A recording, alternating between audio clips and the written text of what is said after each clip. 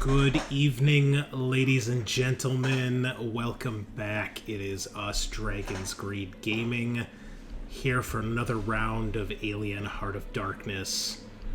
As always, before we begin the show, be sure you stop by the old Facebook, YouTube, Spreaker, iTunes, Apple Podcasts, all that stuff. Leave us a review, leave us a 5-star rating. Come comment, come talk to us, help us grow the channel, and help us reach above and beyond where we want to go. And if you feel so inclined, check us out over on the our Patreon, where you can get some early access to our episodes and other cool stuff like that. So check us out over there if you got a couple extra coins to toss into the Dragon's Hoard. Other than that, I think we'll dive straight in here because we're a little behind schedule tonight, but that's okay. I'm in my new place, so I got some new mood lighting thanks to Kyle. So thank you for that, buddy. I really appreciate it. We don't have everything set up quite fully yet, but probably in the next 2-3 weeks once I get into the office. I'm waiting for carpet to get installed, so once that's done, I can move into the office and the bedroom and get everything properly set up. But we've at least got everything going for now. We can play. Everything seems to be working, so we're gonna go at it here. So let's do our usual round table. Tell us who you are, who you're playing, anything else you want to share with the listeners. We'll start it off with Eric. How you doing, man? Doing well. Kind of busy week. My oldest had a entrepreneurship fair today that we just got back from a little while ago. They sell crocheted animals, crocheted stuff. Okay. So yeah, this is a kind of fun. It's their second fair, and they're doing a really good job. Great. Do you still think Navarre's going to die first? Well, that's probably still where my money would be. Okay, fair enough. All right. Professor Navarre, tell us about yourself. You seem to be lagging a bit on your camera, but whatever. Yeah, it's not looking good camera-wise for me. Yeah, it's me, Kyle. I will be playing Professor Dr. Hector Navarre. He is 74 years old. Well, after these last couple sessions, I say we age him up a year every session. 77 now, yeah. Yeah, so he's like 77. He's oof. Yeah. So yeah, and I think it'll be. I mean, probably me. Okay. All right. Captain Lugar. Or Lugar. I don't remember. It's been 2 weeks here in the real world. We weren't able to play last week because of my move and other extenuating circumstances, which we will not mention, but we're all very aware of. So, I don't remember what the fuck we call your character, to be honest. Yeah, so I'm Matt Froggatt playing Captain Aloysia Lugar. Lugar? think we haven't No, it's Lugar. Not Lugar. That's a new way right. to pronounce it. Yeah, it's been a busy day for me. Just like doing some spring cleanup outside in the yard, getting rid of a bunch of sticks and trying to chop off some dandelions before they start spreading throughout the grass here. Mm-hmm. And then I spent a bunch of time pickling stuff because I'm gonna make like a bunch of, I think, like Mediterranean style bowls, like if you've ever been to Naf or something that, those sort of things. So my house kind of smells like boiling vinegar, but it's good. It's not a Got bad some smell. delicious pickles and onions and jalapenos ready to go. Making me hungry, man. Sounds good. And your vote, is it still with Navarre? Or yourself? Oh, I hell don't no. remember. I'm going for me. Yeah, I think the captain is gonna kick it first. Okay. Speed Fair run enough. this one. All right, cool. Scaarr, welcome back. How's it going, man? Whoa, man, what a day. Yeah, I'm playing Sergeant Sajaad, our security person, with her trusty shotgun. I think I just said Happy Alien Day yesterday on the other podcast, or the but I didn't tell you that I went and saw Alien at the theater for the first time ever. I wasn't alive, obviously, when it came out. And man, going to see it in the theater was just a treat. You know, that was just so cool. And was it the original film or was it Aliens? Alien. Okay. It's the first movie. And I love Aliens, but Alien is like my all-time #1 favorite film ever. Oh, that's awesome. Aliens, it has to have a fight with the Lord of the Rings trilogy and all these other movies I love, but Alien is just chef's kiss. It's great. Hell yeah. And your vote for First to Die? I'm starting to lean towards me, actually. Okay. Yeah. I didn't perform very well in the first combat, and in an attempt to keep everybody alive, I do tend to try to throw myself into danger. I mean, I went into a vat of coolant not knowing what the hell I was doing, let's be honest here. That's fair. Well, we shall see. And that leaves us with our final PC. Sean, hello? Hey. Yeah, I will be playing Dr. Professor Hedenstrom. Dr. Berger Hedenstrom. Mm-hmm. Yeah, and I'm kind of assuming I might encounter some bad things since the last I remember I was like in some room where a creature was literally turning itself into a cocoon. So we've got a recap for you folks this week. Yeah. No doubt. So I did it right after we played, so I wouldn't forget. Which Nice. Thank God I did, because if I was doing it tonight, I was like, "What the fuck happened last time we played?" yeah. So obviously I'm going to go around and touch some stuff in the room and so see what happens. But it's Okay. that's my vote. So is your vote then for yourself? Yeah. Oh wow. Okay. A lot of self-doubters here. Yeah. Well, be that as it may.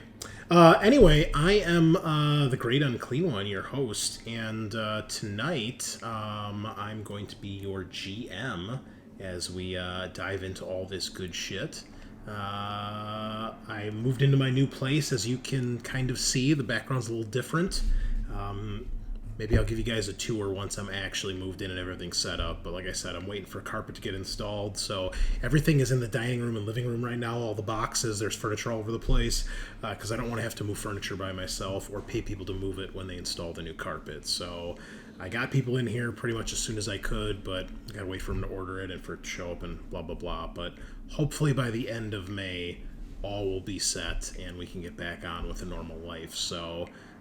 luckily, a couple of these guys helped me out last week. Kyle and Sean, thank you so much.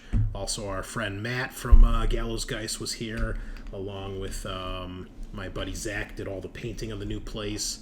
I don't think he's actually been on the show. Maybe once for Alien. I can't remember. He crushed the painting in like a day. Yeah, he got crazy. He got the living room and dining room and both bedrooms completely done. So he doesn't have much left to do. And I can't believe how much he got done. So that was cool.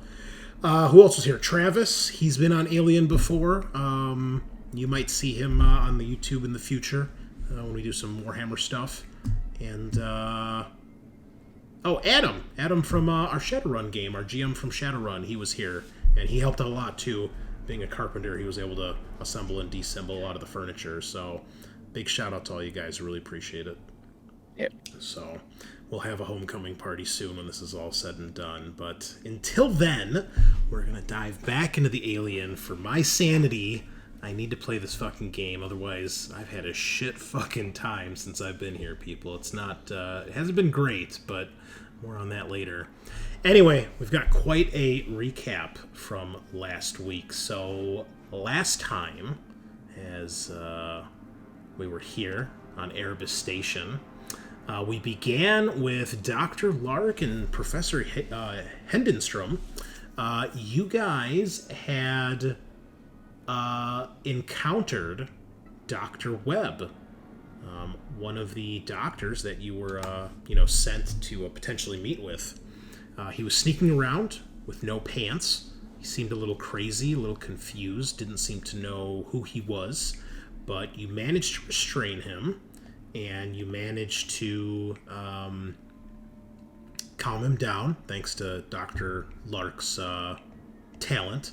And he eventually explained that himself and Dr. Clerk, who you found fried in the mother room, had been trying to create a virus to kill what you now know is referred to as the proto-hive, which is this life form that is slowly seems to be taking over and merging with the station. You also discovered he'd been living up on A deck in the observatory, and he had been hiding there most of the time and slowly losing his sanity. Meanwhile, Sajaad, Lugar, and Navarre, along with our NPCs, Ajiri and Drabakowski, you continue to search through the mother system. You discovered that Clerk had made several attempts to destroy the station. You also found several more of his notes. Learned that he'd been trying to gain access to more information about the Cronus mission, which at this point you guys have determined is classified. When Mother locked him out of the Cronus mission files, he then attempted to use the 2 daughter units to de-encrypt the files. While this was going on, Hedenstrom and Lark, you guys took Webb back up to A deck, opened up the observatory blast shielding shutter, gazed upon the glorious awesomeness of the black hole, and you found scribbled on the glass was what Hedenstrom realized, determined, were these ancient engineer hieroglyphics. And there were 2 things that were written. The first said that humanity must be destroyed, and the second one said that to stop perfection. Also written in German, which we determined Hedenstrom was able to read, was the phrase border bombings with a question mark. The 2 of you also noticed that the sensory array up here was recording this chirping song that was coming from the black hole and relaying it down to Mother. Dr. Webb also found his pants and was quite happy about that. Thank God. Yeah. Back down in the daughter units, Drabakowski once again took off on her own, deciding to take action to try to gain access to the daughter terminals in hopes of finding out more about what's going on. Jiri and Sajaad, the 2 of you followed after her, finding more of these strange tendril hive growths throughout the station. The process seems to be accelerating. She was not looking well after having gone through more areas of radiation, which she was not aware of at the time. But she continued to push on, and she did make it down there, although she was looking quite sickly by the time you guys caught up with her. One of the terminals you guys determined Clerk had set up to try to decode the chirping song from the black hole after Mother had locked him out, and it revealed a set of coordinates hundreds of parsecs from known space. But you're not really sure what that might mean or what that might entail. The other terminal was trying to decrypt the classified information on the Cronus mission. Sajaad, you eventually confronted Drabakowski about her behavior, and after a tense and emotional standoff, she eventually admitted that the people that she was working for were very dangerous, and that you and Ajiri should worry about protecting the rest of the crew rather than her. She didn't do this in any sort of, mean-spirited way. It was very matter-of-fact and sincere. But Ajiri refused to give up on Drabakowski, saying that he's not going to let anyone else die or fail. And Sajaad started taking comfort in that strange book, Space Beast, that she's been raving on about. At this point, Navarre and Captain Lugar, 2 of you, had investigated the med bay. You stayed behind while the others went ahead. And here, you discovered a lot of clues to what is going on. You discovered that Clerk and Webb were working on a virus here to try to deal with the proto-hive. You also discovered samples of the Hesdalen lights, the extrenomorph that you were, or extrenophile that you were originally sent here to study. You learned how they feed off of radiation, but if they feed off too much radiation, they kind of go into a food coma. It kind of slows them down. So it charges them up, but if they get too much, it slows them back down.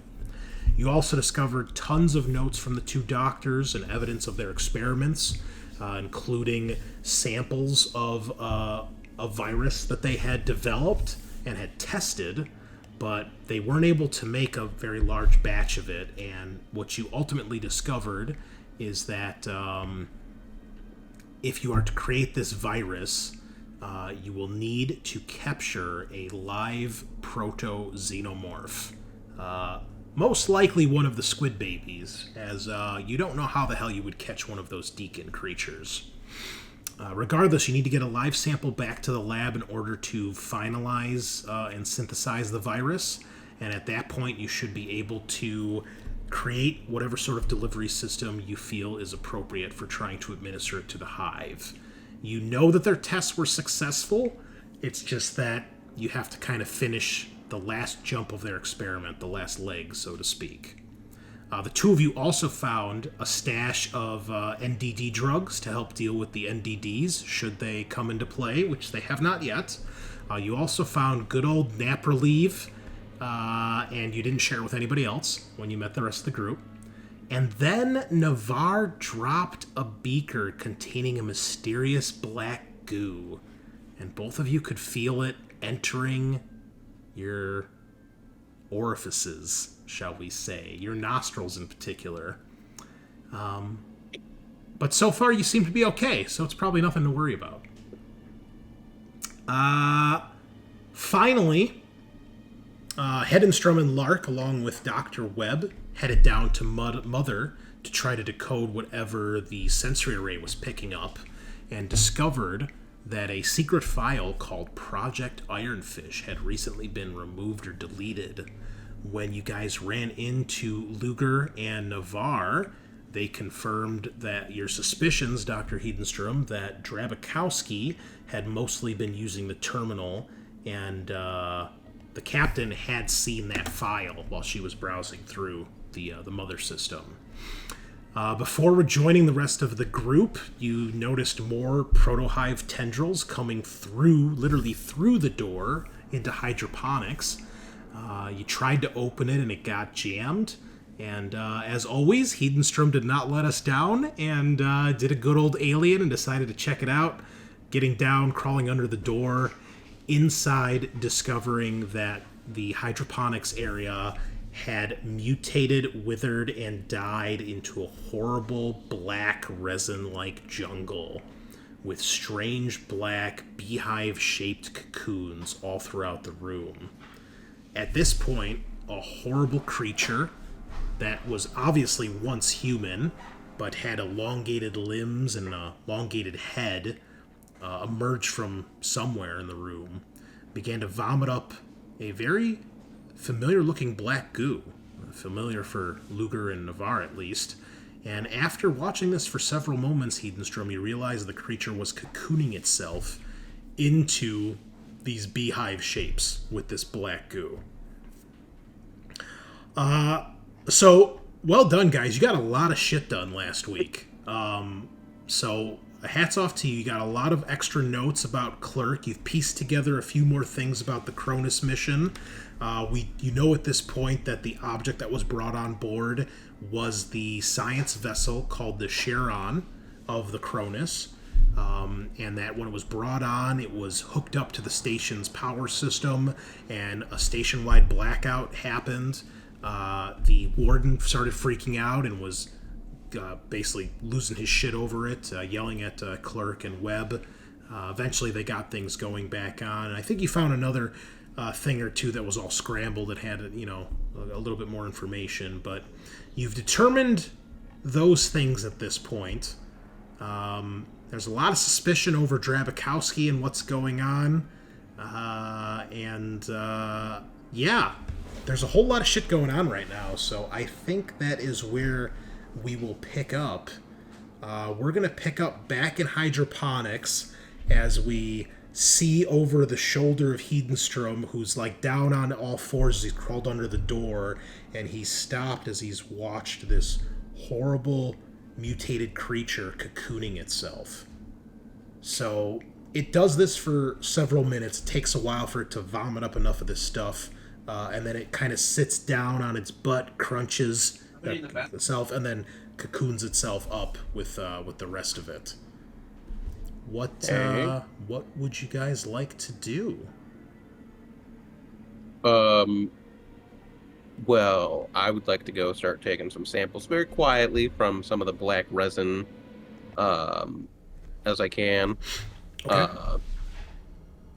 I mean, if the stuff from the guy that just cocooned itself is still fresh, I'll try to swipe some of that off, like the top layer. Yeah, you can. It doesn't react. None of the other cocoons really do anything. But you're able to do this. The rest of you who are waiting outside, do you guys start to crawl in and see what's going on, or do you wait? I think I went with them, or right? I Up was to you. kind of like there at the door. Up to you. I don't think Hedenstrom really said anything because he was so enthralled at what he was seeing. I mean, you guys can tell he's still there. It's not like it's not like your typical horror movie where he's not answering for some reason, even though he's like 3 feet away, and then you get a shitty jump scare. You can tell he's still there, but he's clearly like staring at something. Okay. Can we see anything in the room, or is it just dark? If you crawl under the door, then yes, you can see everything that he sees. Okay. I guess I'm gonna like peer under the door and kind of see what he's doing. Yeah, so you see that he's still like what's he's in down. there? He's down on his like haunches, like on his knees, and he's staring at. You probably see something cocooning itself. By the time you look, it's basically cocooning its head, and you see more of these beehive-shaped cocoons throughout the room. We know. I'm trying to. Where are we on the map? You guys are here in hydroponics. Oh, okay. So then, is this the one way in and only way out? Only way in and out? Yeah, this main Is this door door? right here. Right here. Okay. These doors go to other rooms. These two here. Oh shit, the warden's quarters. Oh. Well, Hmm. Oh shit. Is that everybody? Isn't Yeah, that because one? the others are down below, right? Yeah, that's everybody. If we seal this door, that doesn't necessarily seal them in. Well, no, like the door's like broken open. keep in mind, you guys actually see these hive tendrils. You know, these biomechanical pipe things have actually gone like through the door. Like, so if this is the door, it's literally like merged through it. And when you guys tried to open the door, it went up and then like kind of stopped. And so it stopped, and you have to crawl under it now. It's about 2-3 feet off the ground. Slide. Yeah, I'm on this level 2. I think I'm gonna just pop on my head under the door and whisper, Hedenstrom, what do you see down there? Yeah.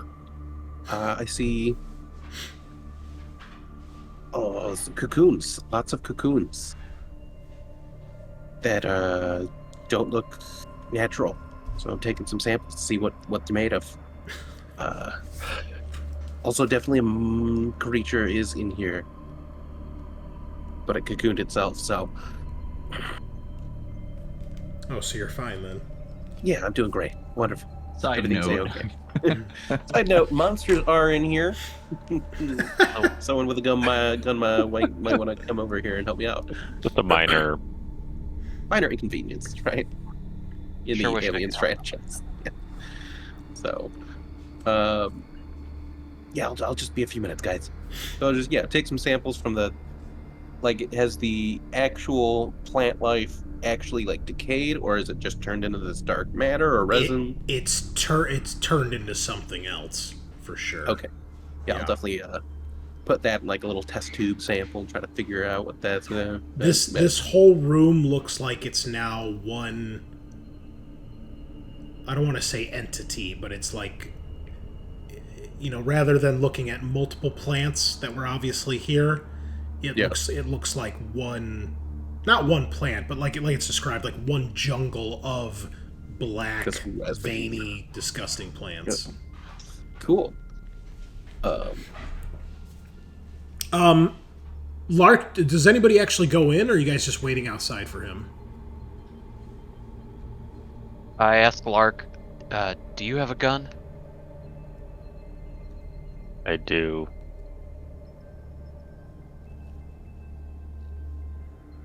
Do you want to go in after him, or I'll do it, but No. I'll cover him. Try Okay, and speed him up. you go in.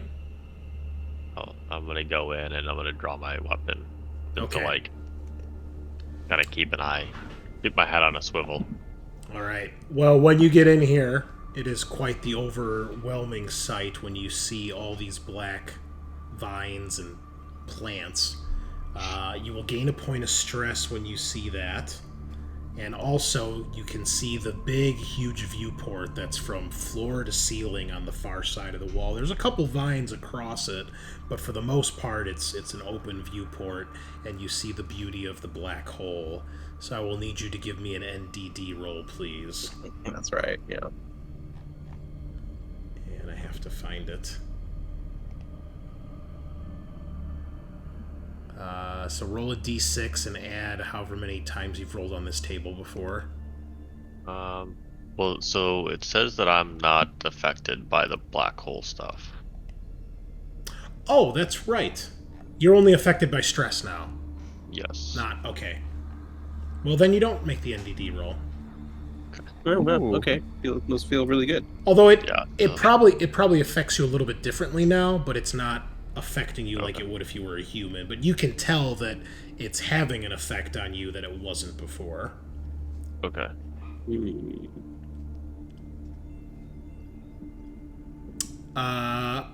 Navarre and Lugar, what are you two doing? Just waiting? It's safe. I think the moment Navarre hears cocoon, he goes over here. Okay. And you could not pay him to go over there, yet he will also draw his weapon Okay. And Lugar, how about and you? stand watch. I'm gonna stay close by, but not crawl into the hydroponics bay. Okay. All right. As you are sitting here waiting for the two of them to do whatever they're doing, you get a message on your comms from Gray. And he chimes in. He says, "Captain, are you there?" Yes, I'm here. Gray, what's happening? More bad news, I'm afraid. It seems these tendrils are now beginning to make their way into the ship. I've tried to cut several, but they appear to be growing at an accelerated rate. And they've... And you can tell he's looking for the right word, and then he says, infiltrated the oxygen compression tanks and have destroyed them. I'm afraid to say, if you need to refill the oxygen on your suits, you can no longer do it here.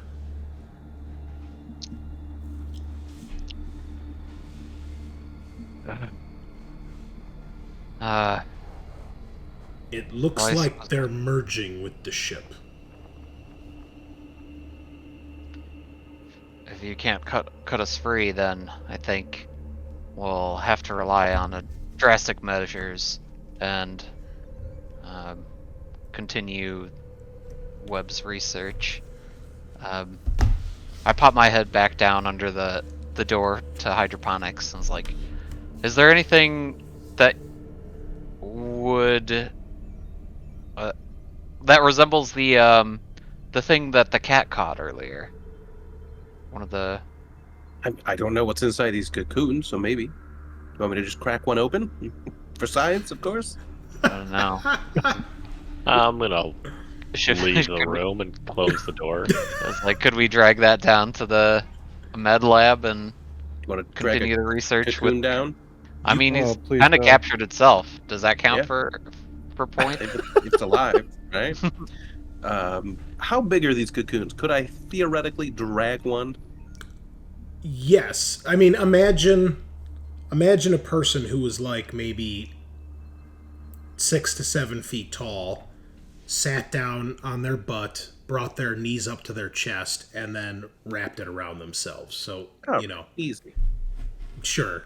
Yeah. Yeah. It's like the size of like a nightstand, Yeah. Okay. Hey, Lark, come over here. Help me with this. I'm just gonna eeny, meeny, miny, moe one of these cocoons that doesn't look open and try to move it towards the door. Maybe we grab the newest one, because we don't know how long the other ones have been cocooning. Well, we know the newest one is filled with a tall guy. It's not a small creature that we want, right? We don't know that the old ones haven't cocooned and are ready to hatch. We don't know what the incubation period is on these. So as you guys are discussing this, you're continuing your conversation with Gray over the comms, Captain. Your slurping sound. And he says, in response to what you said, he says, "At this rate, Captain, there's no way that I can keep up with this on my own. It would take an entire team to cut us loose at the rate these things are growing. Unless we focus on the ship soon, I fear the Ceterina might be lost." And then you hear something in the background, and you can tell he's like, "What?" And you hear him go, "Just a moment, Captain." And then you can hear a loud crash and a bang. You're not sure if it's gunfire or an explosion, but you can hear lots of shouting and voices. And you hear Gray, not necessarily panicked, but clearly alarmed, saying, "What are you doing in here?" And then the feed goes dead. Getting from bad to worse. That's boy. how horror movies go. Great. Go ahead. Yeah, I guess I'll double check the comms. It's like, Gray, are you there? Is anyone? Just silence there. Silence and static. Cool. Meanwhile, our sergeant, our security expert, if I recall, you were down on the deck with the daughter units, which I believe was Deck H? Yes. So you, Ajiri, and Drabakowski are down here. You've kind of had a little bit of like a religious fanaticism with your book. Ajiri seems determined to try to help Drabakowski, and Drabakowski is finishing getting information off the daughter units. What would you like to do? I think I had asked, despite Drabakowski's insistence on us just bailing her, if she was going to be finishing up soon. She doesn't look. Like I'm sorry. Go ahead. I felt like it was implied that it wasn't going to be like long. No, if you ask her, then she doesn't look at you. She's typing away, but she nods to say, "Yeah, she'll be done soon." Yeah, so I mean, I feel like I don't really have any reason not to just stay with them and make sure they're safe. Okay. Well, Ajiri looks to you as she's typing away. He's like, "Well, what do you think, Sergeant? Should we meet up with the others?" As soon as possible, yeah. But I mean, if this is important, then that's fine. We need to get this done. I'll be honest, I don't fully understand what Drabakowski is doing, but I know my job, and I'm not going to abandon you two here. And Jerry says, I won't abandon anybody either. You're stuck with us, Drabakowski. And you see she gives a bit of like a grin, like she appreciates it, but she also, you can tell she thinks you two are being kind of foolish and you should just give up on her. Kind of like a fatalistic grin, like you can tell she appreciates it, but she also just wishes you guys would leave her alone.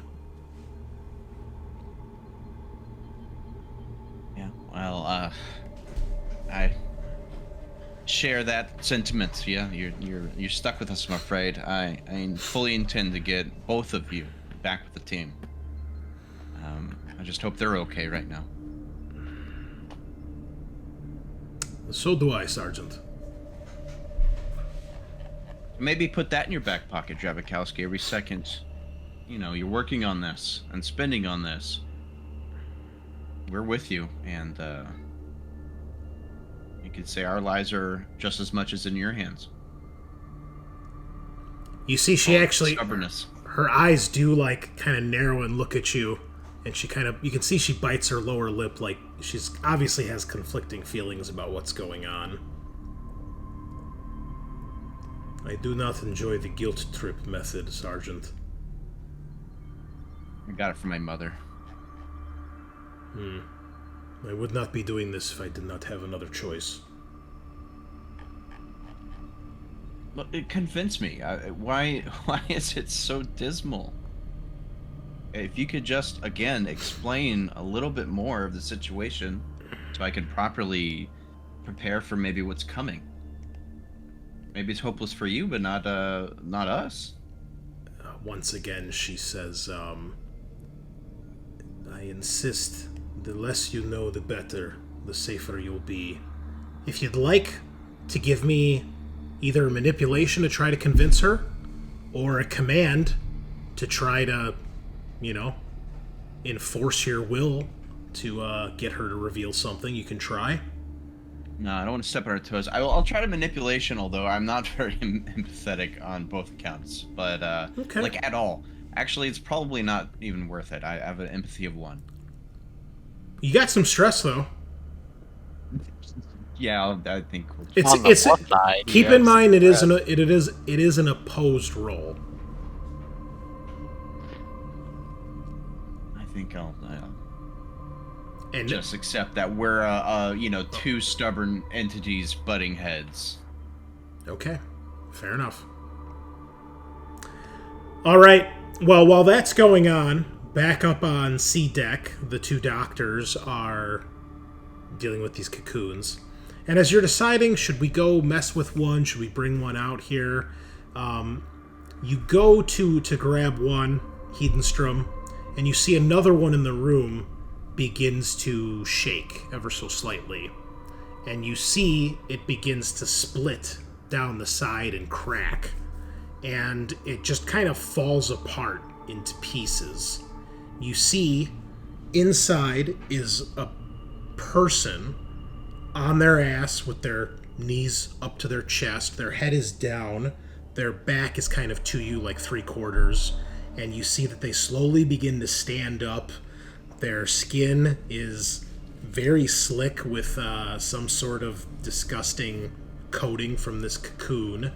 And they stand up to a very, very tall height. And as it turns towards you, you recognize the form and the silhouette of one of the perfected. And it starts to look around the room as if it's taking on everything around it for the very first time. Its eyes, although black and soulless, have a look of curiosity and wonder in them as its head kind of looks around the room and it takes in its surroundings. Time to leave. I'm gonna aim at it. Eventually it does rest its eyes on the 2 of you, and you see that it tilts its head and just kind of stares the 2 of you. That same look of curiosity and wonder on its alien features.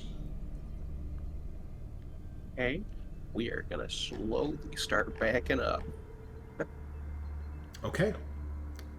If you exit the room, it does not follow. But it does watch you guys leave. Do we want to go to the warden's quarters? There's no exit for the warden's quarters, so we'd have to come back. No, I think we're good. Okay. Yeah. Shimmy underneath and then dust my pants off and I guess make my report to the others. Well, no, we should go to the med lab. Well, I'm gonna go to the med lab, where the science research lab? Yep, it's right here. D. Well, I'd need to go to the something in the science. Is there like a science lab on D? No, the med lab is where you guys were doing the experiments. It's where all that stuff is. Yeah. Gotcha. Yeah, then I will. Oh, well, now my screen is all black. Cool. Everybody else's screen's good? Mine's good. Yeah, I think it's the thing that happened a few weeks ago. It's a you problem. It happened to me when I was using Firefox a few minutes ago, and I had to bail and go back to Chrome. I'm gonna go to Chrome. You'd think they would learn after 7 sessions, but... I'm sorry, when you gave us the new link, I clicked it and it automatically opened Firefox. Well... And it worked great for a bit. Change your default browser, bro. I guess I fucking will. Thanks for the advice, man. You're welcome. No, I want to keep slightly more of my personal data. some of my personal data, yes. Yes, so I will be in the med lab then, doing some science. Oh, I will hold let on. Captain Lugar know what we just encountered. Yeah, what did you see in there? Wait, are you bringing one of the cocoons out? Hedenstrom? Or did you back out? Did you say fuck it? Yeah, I don't think I would have been able to grab one of the cocoons and sneak away, so... But I took resin samples, so that's all that I got. Okay. I just wanted to clarify that. Okay, so you see them come out. Hedenstrom doesn't look too perturbed, apparently, but Dr. Lark is, obviously cautiously crawling back underneath and, looking at the door. Obviously something went down. Yeah, so I'm gonna tell him. Yeah, so you relay that, and they're starting to hatch, and these things are coming out. Don't know if that's what we needed for web scheme, but we also, I don't think, can tangle with one of those. Do I have an estimate of how many cocoons were in that room? Oh, probably 2 to 3 dozen that you saw. That's It's really bad. So that's only what we're dealing with. Starting to hatch. Yeah. Great. But it looks like just humans are deciding to cocoon somehow. Right? Well, keep in mind, Lark, you didn't see the creature that cocooned itself. You only saw the very end when it was cocooning its head, so you really didn't get a look of what it was. Only Hedenstrom saw that. And clearly he doesn't care because he's often doing science. Yeah, no, I think I'm gonna intercept Hedenstrom at that point and be like, hey, no time to fuck around. We've got very bad news from Gray, and we need to get down there and check out the situation.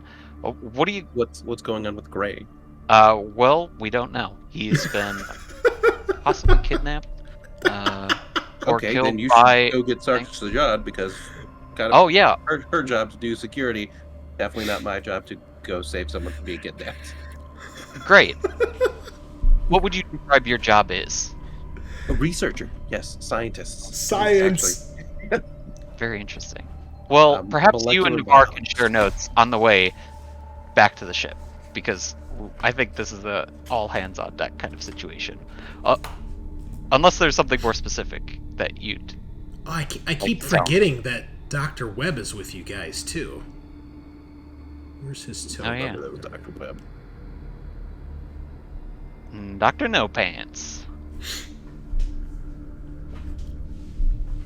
Or maybe he's just Dr. Pants now. Well, if we're going to try to stop these creatures, we should probably know a little bit more about them, right? Going to figure that out with research, trying to find out if there's any connection between our biology, maybe theirs. Can't do that unless I'm in the med lab. I guess I'm gonna briefly look at Navarre and Lark and hope that one of them butts in. Is there?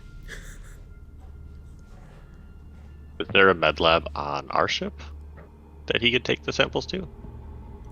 It's a good question. Yeah. Well, there's probably a small med bay, but it's probably not a full lab, because keep in mind, your thing is like an industrial ship to go do industrial work, so it wouldn't have the equipment that this one has.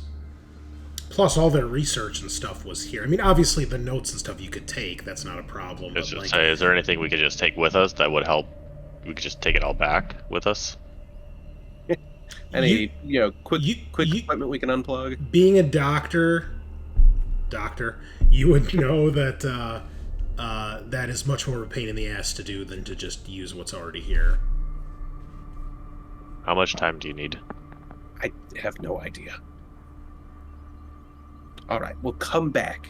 I'll come back and do the research. It's not like the few hours we're going to spend finding Gray is, important or paramount to our survival. That's okay. Yeah, unless you want to spend the rest of your days on this station, I think we'll need to prioritize the ship for the time being. Agreed. You're the captain. So it seems, and I'm gonna get on the comms and try to get a hold of Sajaad, who I haven't heard from for a while. All right. Meanwhile, back down on H deck, Drabakowski seems to finish gathering the intel that she's looking for. She starts to unplug, her little portable drive or whatever she has, and she looks to you and she says, "All right, Sergeant. I'm ready. We can go." Oh, fantastic. It good? Everything go well? I have what I need. Okay. Let's go. I'll lead the way. All right. Well, you guys have to go through a few zones of rads, as we determined last time, so... I guess as we get to the door, I'm gonna stop and turn back to Hedenstrom and sigh, say, "Do you think you could hold your own up there on alone, or if we left you to do research?" Well, the creatures generally don't seem super interested in us, so they could be safe. Dude, you're speaking Hedenstrom's language. You want to do science? Yeah, bro. Let's do science. Look, I think we'll need some kind of miracle breakthrough to get the ship dislodged from what Gray's last report sounded like. Just manually cutting might not be enough if we have all the prisoners. We can ask them to help. They probably need a way off too, right? Well, we'll try to follow that thread, but if we can deploy his research and reverse what's going on here, and I sort of gesture wildly, I think that will be best for everyone. Yes, I agree. All right. Well, before we finish that conversation, let's go back to Sajaad and the others. So, Sajaad, you guys have a radiation area to go through right out the gate here, and if I recall, it is strong radiation, which means 1 per turn. Okay, so what we did last time, we did mobility tests, and if you pass, you guys get through without wasting too much time, but if you fail, you gotta take a rad here. So we'll have the 2 NPCs roll as well. Mobility.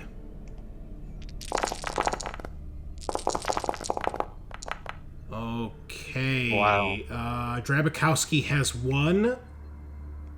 Sergeant has 0. And I'm gonna Ajiri push that. panics but keeps it together but has 1. Okay, All go right, ahead and push yeah, definitely gonna push, yeah. it. Ooh, risky. Super risky. Okay. So, you are climbing up this huge ladder to get up to the next deck, which is G deck. And You get near the top of the ladder and you drop something. What are you currently carrying? Looks like I got stun baton and shotgun at the ready. Okay, do you have anything else on you? Like that might be like attached to your suit? Cutting torch, maintenance jack. Oh, I got a few things. I got a sidearm. Okay, that's what, 5 items? And I've got my ape suit on my back. All right, I'm gonna roll a d6. We'll go in that order that you just said stuff, which I assume is how it is on your inventory. Bold assumption. 4. Let's go. That would have been the cutting torch, I think. Okay. That drops all the way back down to the bottom of the shaft. If you go to get it, you will take a point of rad, because you're going to spend too much time here. Hard pass. All right. Remove that from your character sheet then, please. You guys make it back up to G deck. And the 3 of you are here at the north end. And unfortunately, there is weak and strong radiation to go through here.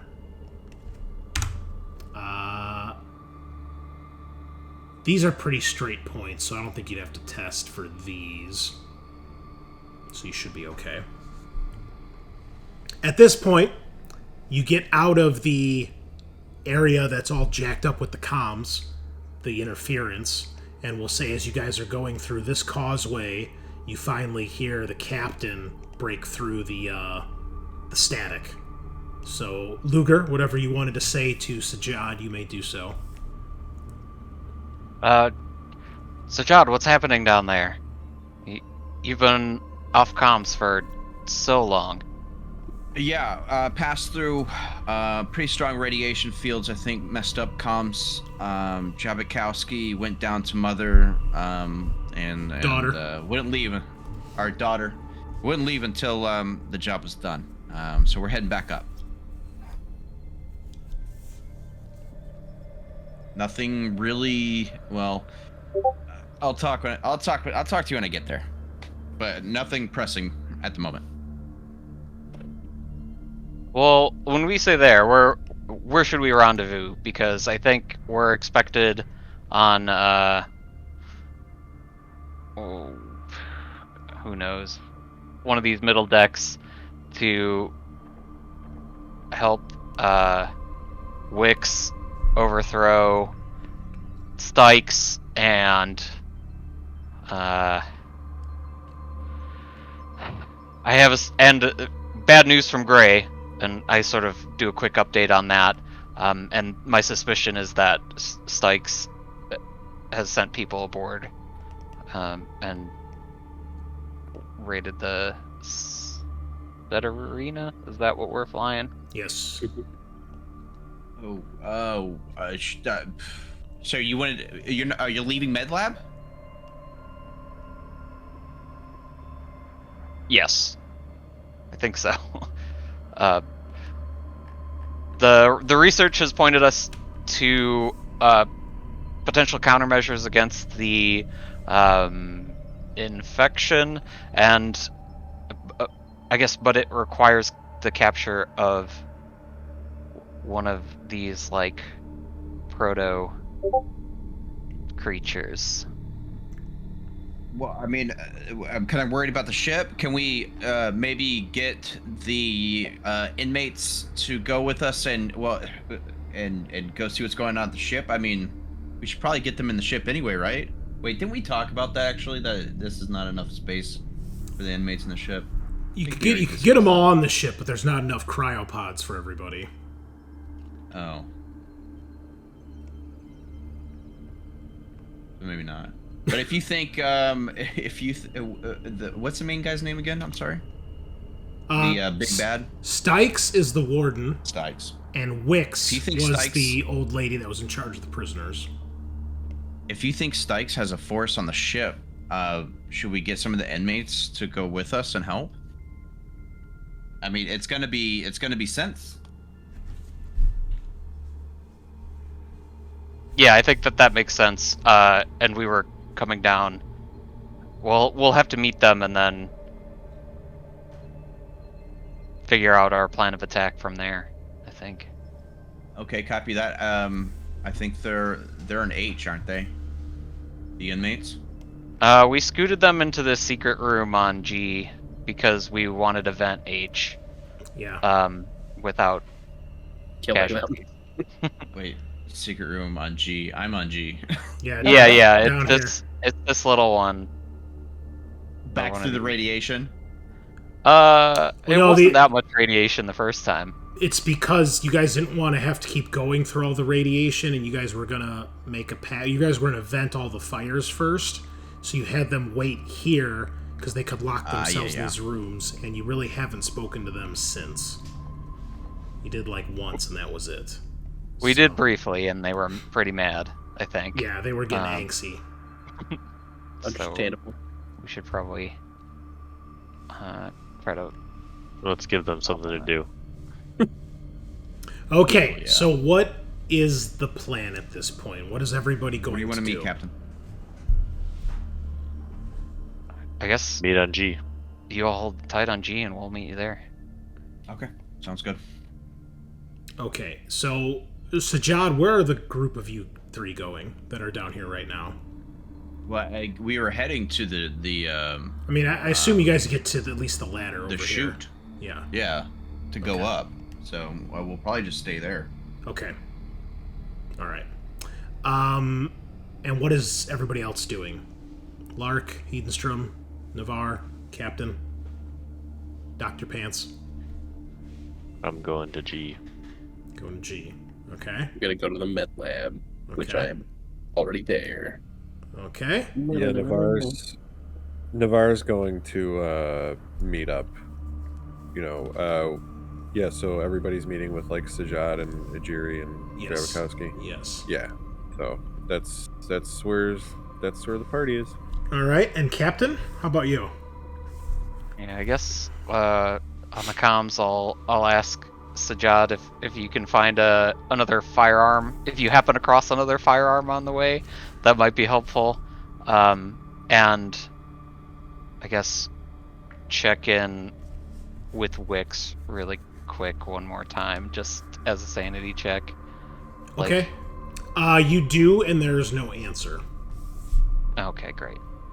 That's And as Lark kind of maybe. and Navarre make their way down the ladder, Webb looks at you and he says, Captain, is there anything I could do to help? Should I stay here and help the Dr. Professor with his research? I feel like I might be helpful with that. I'm not sure why.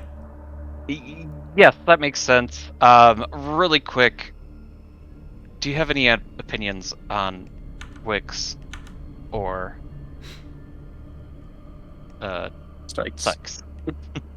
Oh, well, the warden is a bit of a arrogant man who likes things done the way that he wants things done.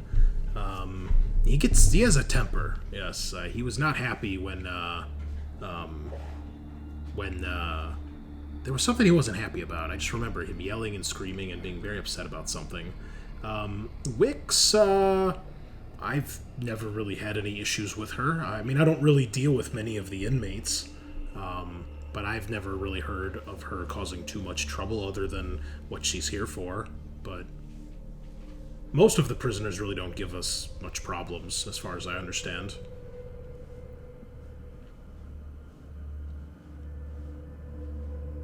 All right. That sounds good. Good luck to you and Hedenstrom. We'll need it. And I'll sort of like scoot him towards the med lab. And as I'm going down, I'm gonna get back on the comms with Sajaad. I was like, we didn't hear anything from Wix. Could you go on ahead of us and check on the door down the hall where we had the initial clash to see if everything's all right? Sure. I'm gonna leave the doctors here, waiting for you guys, and go alone. I don't If there's something going on over there, I don't want them there. Okay. So the ship is on deck E. I'm going to put Gray's token here, just so I don't forget. There we go. Where we collided, you mean? That's the level. Where it's docked. Okay, hovered by anyone. There we go. Update his token. Okay. I guess now that you say that, probably would have to be since the prisoners couldn't just jump over there. Hope so. So, we will start with Sajaad. So you're going to check where the prisoners were, correct? Correct. Okay. Drabakowski crosses her arms and leans up against the wall, clearly getting impatient. And Jiri looks nervous to split up again. Asks if you want him to come with. The rest of the party should be down soon.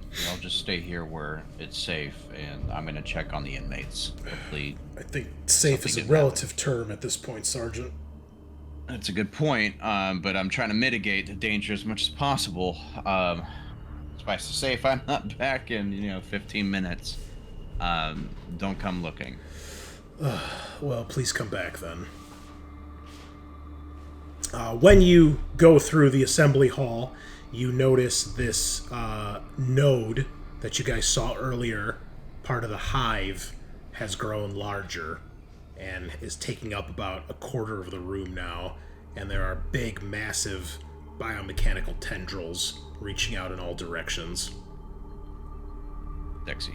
All right. You make your way to the storage area where you fought the droids and where you told the prisoners to stay. You check all 4 of those, or 5 of those storage areas, including the cryo bay, the emergency cryo bay. They are not there. Not a single one. Any sign of trouble? No. Nothing other than the damaged droids that you guys left down here the first time. Reach out to Lugar. They're not here.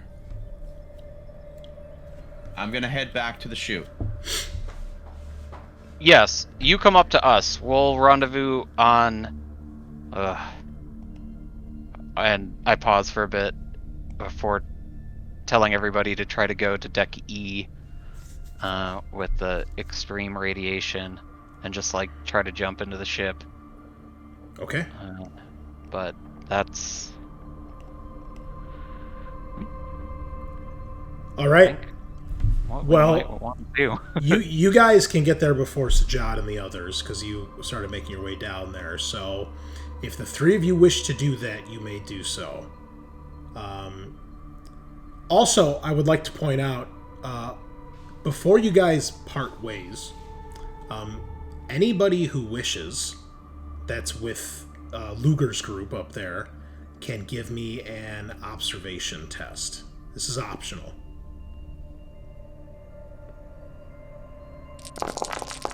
That is a lot of dice. What the fuck? Dude, Hedenstrom, you're fearless. 2 successes. Holy fuck. Is that 5 successes? Oh, it was both of you rolling together, that's why. Yeah. I was like, that's a lot. Oh. And Navarre freaking out. Hold on, I have my stress dice. Oh no. I rolled 2 stress dice. Okay, roll. I freaked out, but I observed something. Yep. D6 plus whatever your current stress is, Eric. 3. D6 plus 3.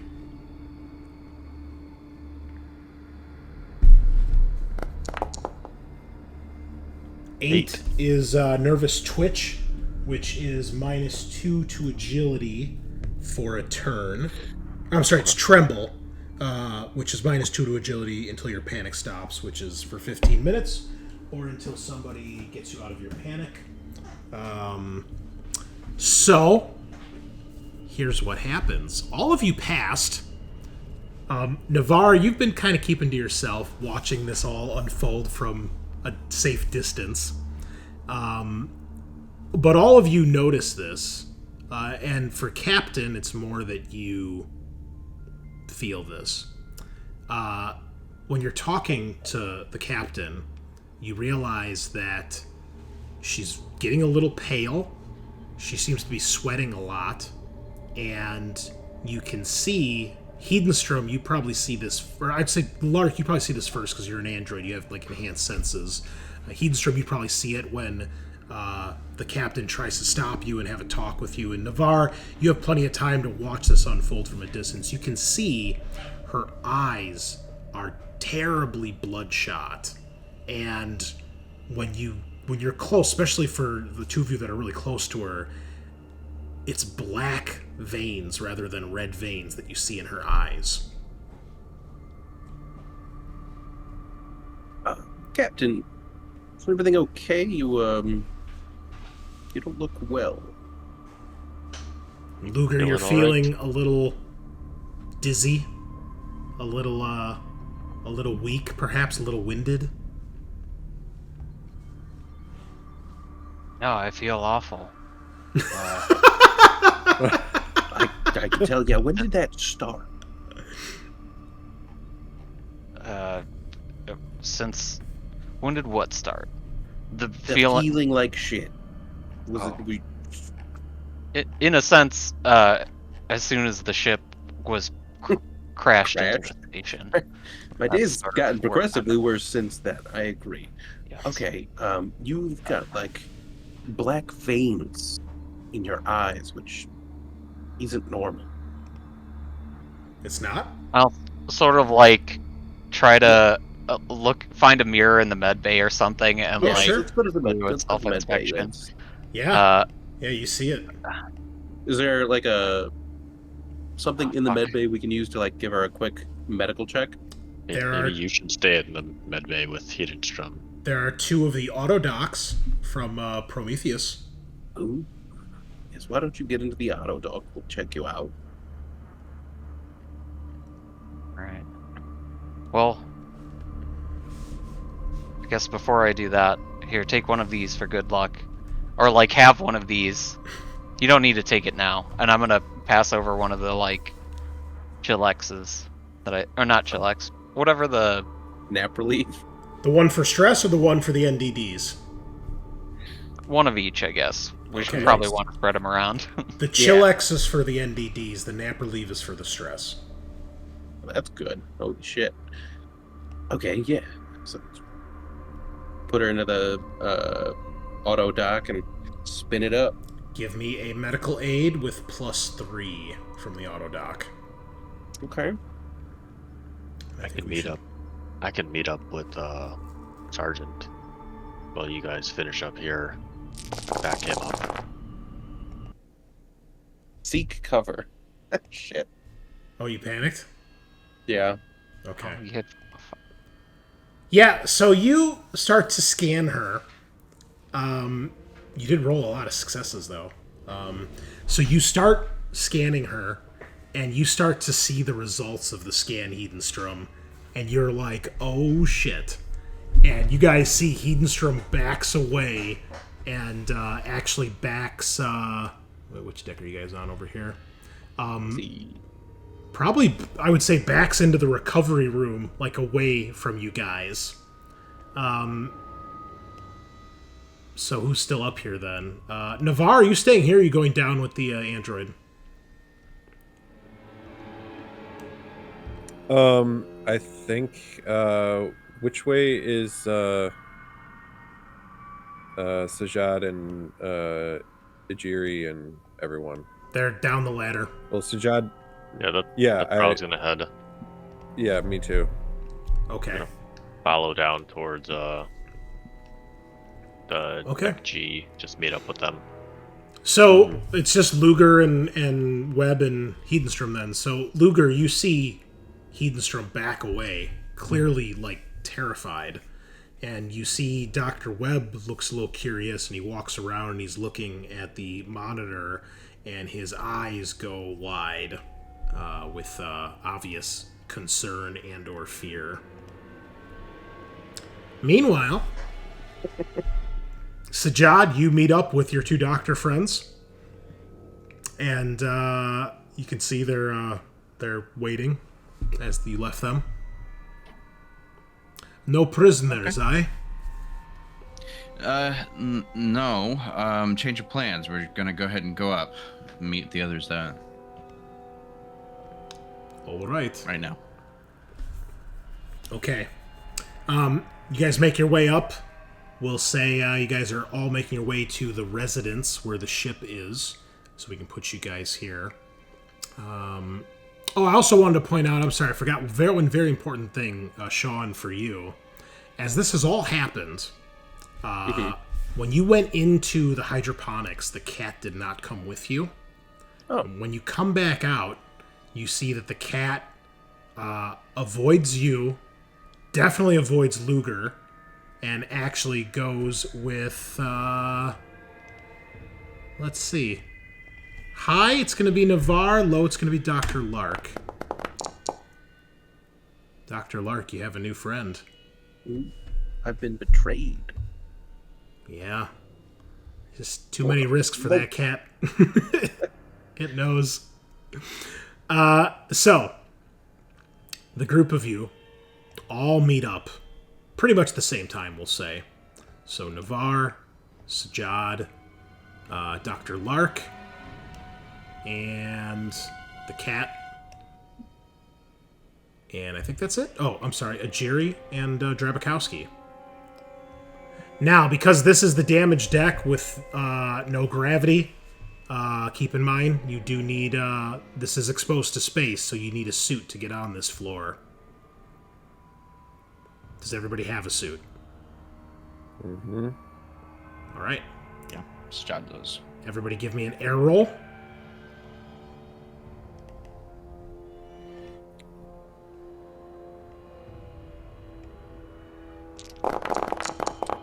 And... Come on. Do I need an air roll? No, you don't breathe. Wow, Ajiri lost 3 of 6 in one go. Oof. I guess it's 1, really. It only goes down by 1, but still he rolled a 3. That's... damn. Oh, no, it is. It is all 3. Damn! Oh, he's no. He's breathing heavy. Or Ichiri. Okay. Module gives me anxiety and so much anxiety. Okay, Sajaad is down to 2, Ajiri's down to 3, Navarre is down to 1, and Drabakowski is also down to 5. I'm sorry, down to 5. And Navarre's down to 5. Okay. So, you guys, well, I guess, Eric, you'd probably want to have the air on for the cat, so you should make an air roll, because the cat doesn't need to breathe. Cat doesn't have like his own cute little space suit.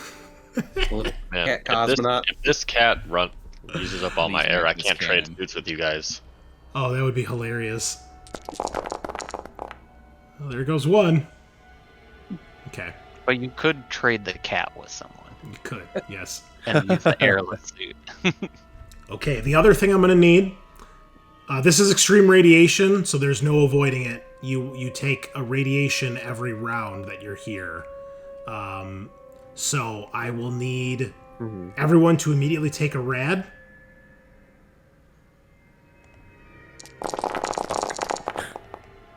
This could be very bad for some of us. Ouch. Ooh, look at that. Alright, Ajiri takes a point of damage, but Dr. Drabakowski with 5 rads is still rolling strong. Somehow. Everybody else rolled? Okay, good. Okay. However,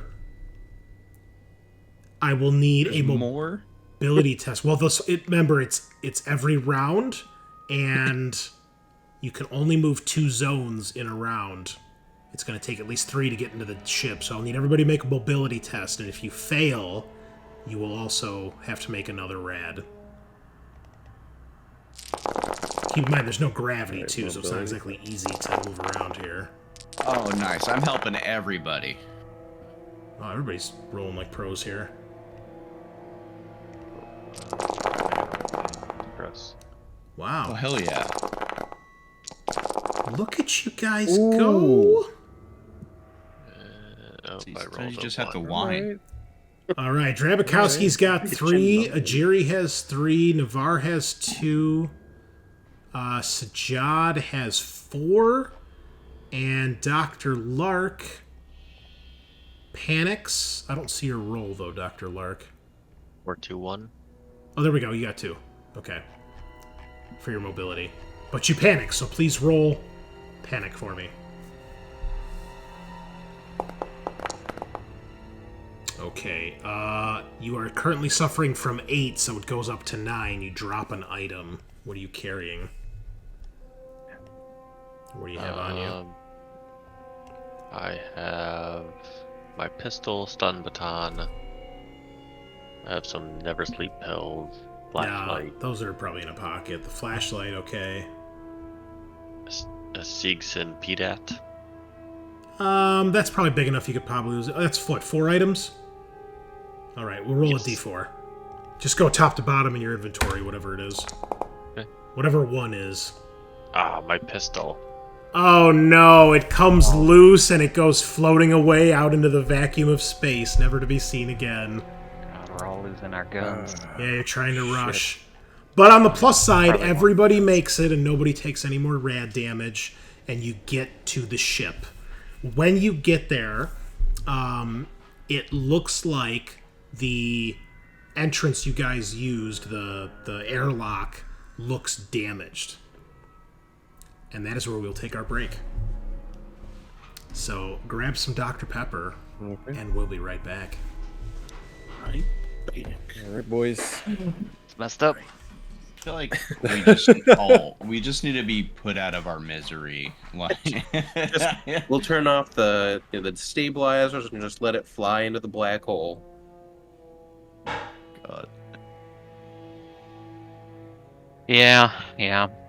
It's probably, I'd say, 50% chance of that happening by the end of the adventure here. Okay. We're back, listeners. So, before we see what happens in the ship, we're going to go back up to sea deck in the med bay. Captain Lugar, you see Dr. Webb is looking at this readout screen and looking at you and looks very worried. Eventually you can get out of the auto dock or he'll unlock it for you, and the test ends. You're probably like, what is it? And when you look at the screen, he kind of like backs off and like lets you look at it. You can see that the screen is basically indicating there is some sort of infection rampaging through your body right now. Think kind of like, do you remember in the season finale of season 1 of Walking Dead when they see the anagram of the brain, and how like the brain was just active and then it was just all black and dead? Think something similar to that. We see like a cross section of your body on the screen, but it's a silhouette. And perhaps we see like your capillaries, your vein system and all that, and it's like obviously indicated on the screen. It's like the wrong color. It's like a black that's just sweeping through your body, and you can see it says like entity unknown, or something to that degree. Infection unknown. So Alicia says, fuck. And then is like looking at her hands and like under the fingernails and things like that. Or like... You can see that your veins are becoming more pronounced and they are darkening. They're not blue, they're turning black. You do see a bit of a look of recognition on Dr. Webb's face as well, in addition to he doesn't seem as terrified as Hedenstrom does.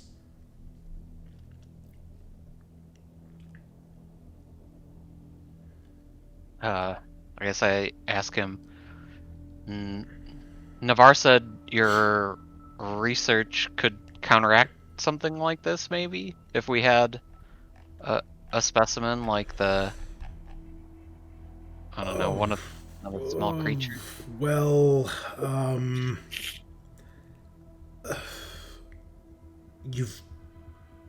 sorry to say, but you've definitely been infected.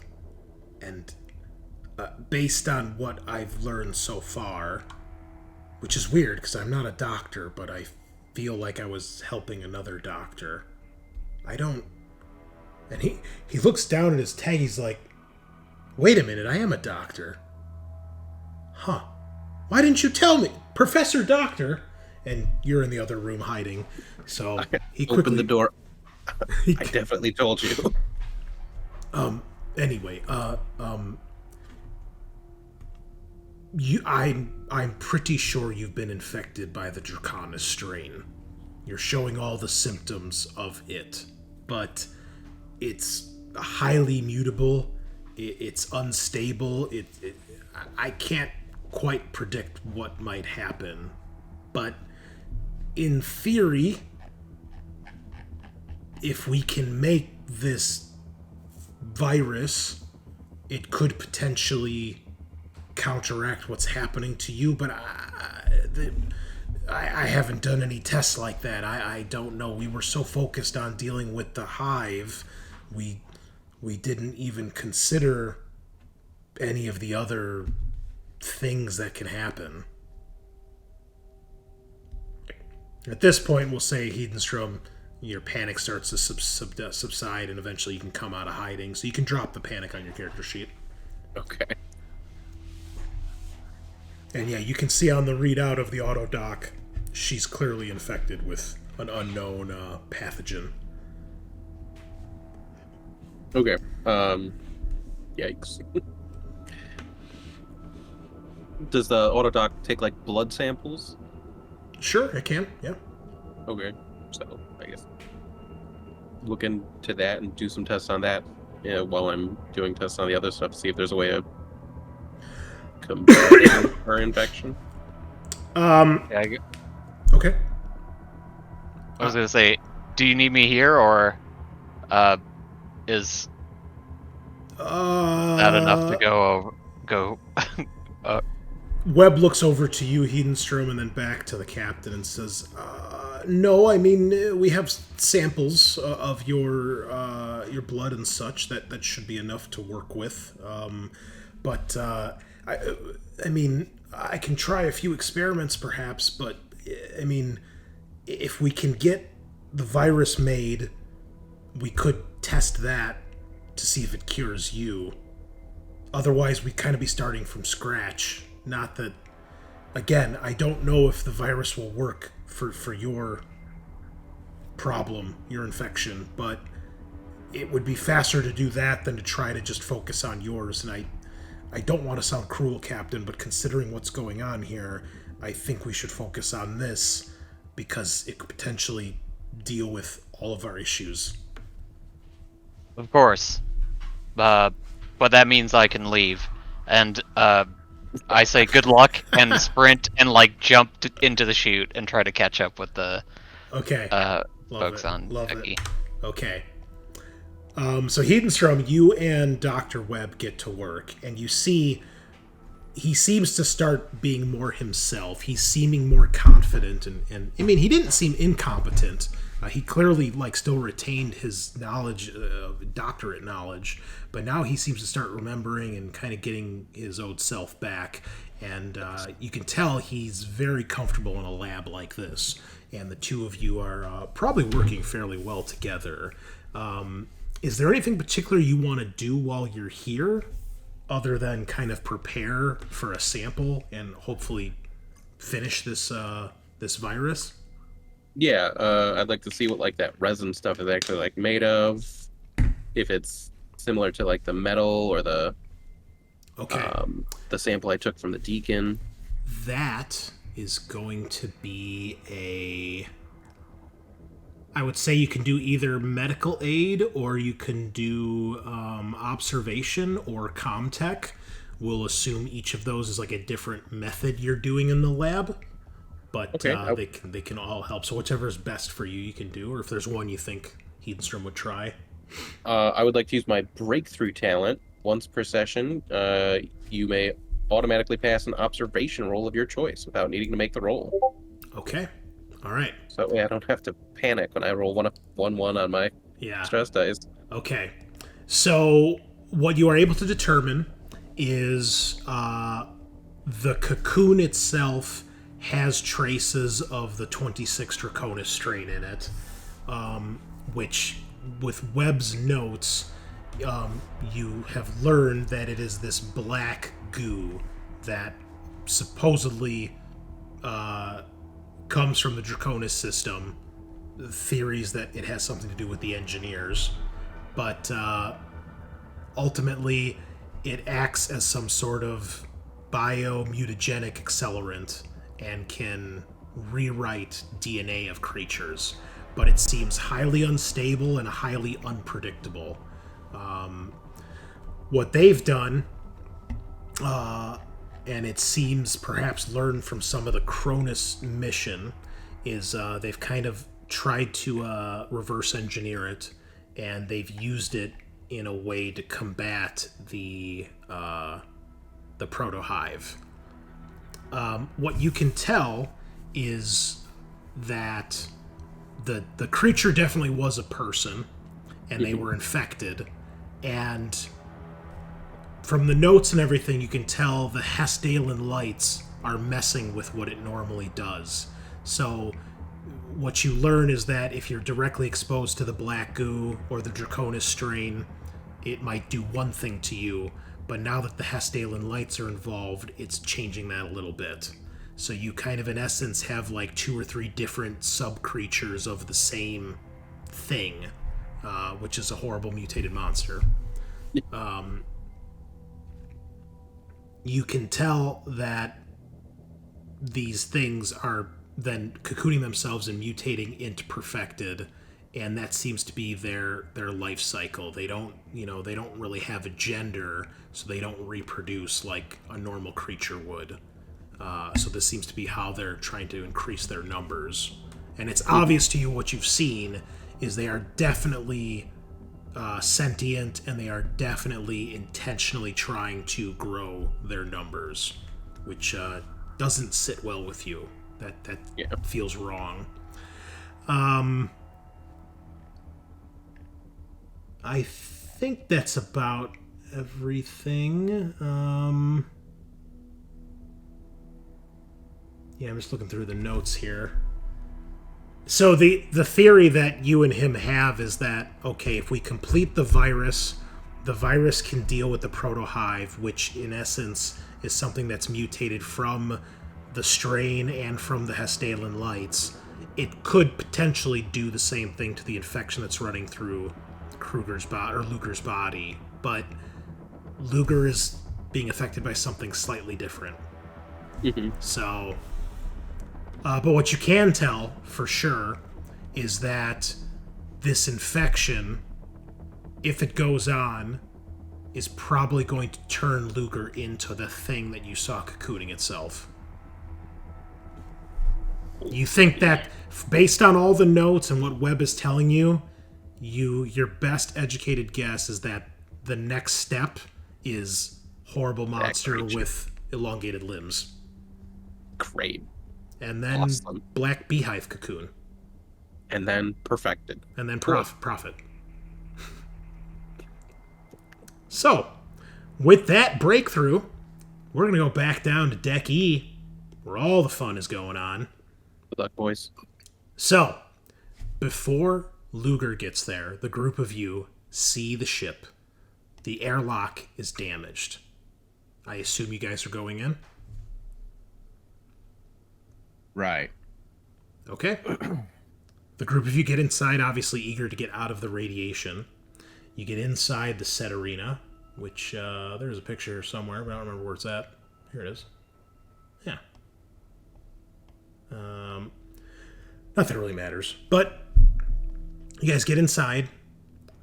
You can see once you force the doors open that they were probably forced open at some point, and that's the damage that you see. You can see probably maybe gunshots or like cutting torch damage, physical damage, cuts, smashing, things like that. Where do you guys go once you get in the ship? There is a map here. Anyone wants to go to it? It just says Set Arena. Oh. The deck? Our bridge, rather? We're, presumably... Make up to the bridge. Homies were hanging out? Okay. Maybe? All right. You guys rush I mean, through... does it look like there's any, like, damage or, like Only... people have been, like, running through it? It only looks like there's damage to get in. When you guys get in, like, the hallway, wherever you guys are at, there's not any other, like, signs of fighting or anything like that. Okay. Yeah, I think I just keep my eyes open for anything like that as we're, like, making our way through. Okay. Eventually, you get to the bridge. And it is here that you see there is a group of the inmates. They are armed. Looks like they've managed to scrounge up a couple spacesuits. Seems obviously how they got through the radiation and the space, zero gravity, all that. And they looks like they've basically cornered Gray, and he's trying to talk them down. And there is one of them that looks like the one that's leading them is an Asian-looking man, short black hair, very cleanly trimmed, no facial hair, and he is rather slim. And there's there's I think half a dozen. There's 8 conscripts in total, or inmates, I should say. So there's him and 8 others. This is the man that you guys see. And basically, when you guys walk in, Gray is like at the controls of the ship. They've kind of spread out throughout the bridge, and you guys are coming through the entranceway. So they're in between you guys and Gray. What do you do? They look obviously hostile towards Gray. Oh yeah, you can tell that they're like trying to take over the ship, basically. And he's like trying to talk them down and like calm them down, and he's trying to explain like the ship is not going anywhere right now. Whoa, what's going on here? Everybody needs to just calm down. You see a few of them turn when you guys open the door. They're armed with a variety of mostly melee weapons, cutting torches, fire extinguisher, broken pipe, stun batons. I don't think anyone really has a weapon except this guy. He's probably got a pistol of some sort. But other than that, they're just grabbed whatever they could. And you see that he turns around and he looks at you, Sajaad. He says, "The ship is ours now. We're getting the fuck out of here, and you're not going to stop us." I don't need to stop you. The ship's not moving whether you like it or not. We crashed into the side here. It's not going anywhere. Look, we're not on Sykes' team, okay? He sucks. We're already working with some of the other inmates. There's no need for this right now. We're on the same team. Oh, I'm well aware of the little deal you cut with Wix. That's not my concern. She can carry out her little vendetta with Stikes all she wants. We're not going to get dragged into more of that. Regardless, we want to get you guys somewhere safe, and this ship ain't it right now. It's not going anywhere. I'm going to need either manipulation or command. These guys do look like they're in the mood to talk. You guys ready for this panic?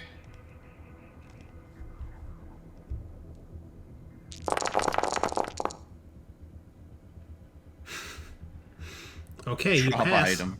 All right, this is a pose, so I need to roll for him. I'm still panicked from earlier. What did you have?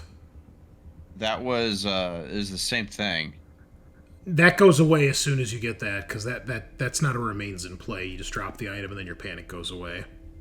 Okay. So what did you roll? Did you actually roll a 9 or did you roll an 8? What's your current stress? 6. 5 plus 6 Well, is... from that, before that it was 5. And stress plus... So... Yeah, you rolled a 4, and then your stress was 5, so that it worked just. Okay, no, it's 9. It's 9, yeah. Okay.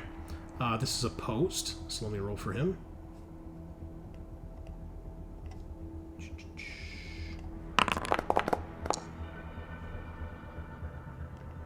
Nope, one other thing here.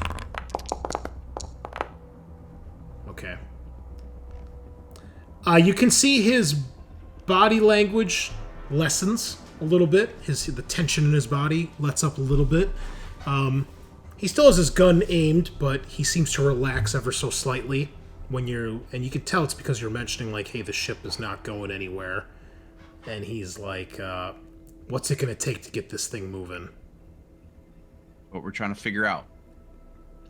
And he looks at the android, and Grace starts, like, explaining everything. And you can tell he's kind of explaining it in really complicated terms, maybe to try to buy time or confuse them.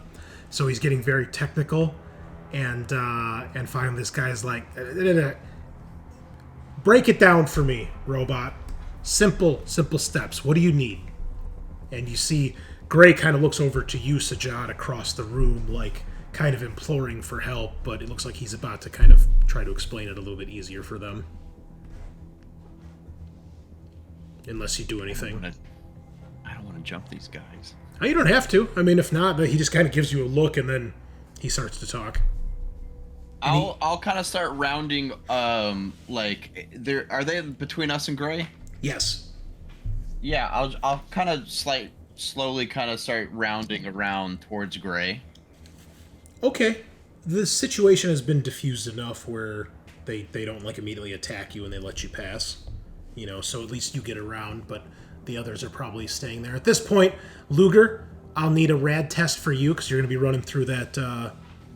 I need a rad test and a mobility test to avoid the second rad test. Alrighty. Can I just click this thing? Just add a rad point and it'll do the rad roll. Okay, take a point of damage. Oh my god. And then make the mobility test, otherwise you have to make another rad test because you get slowed down.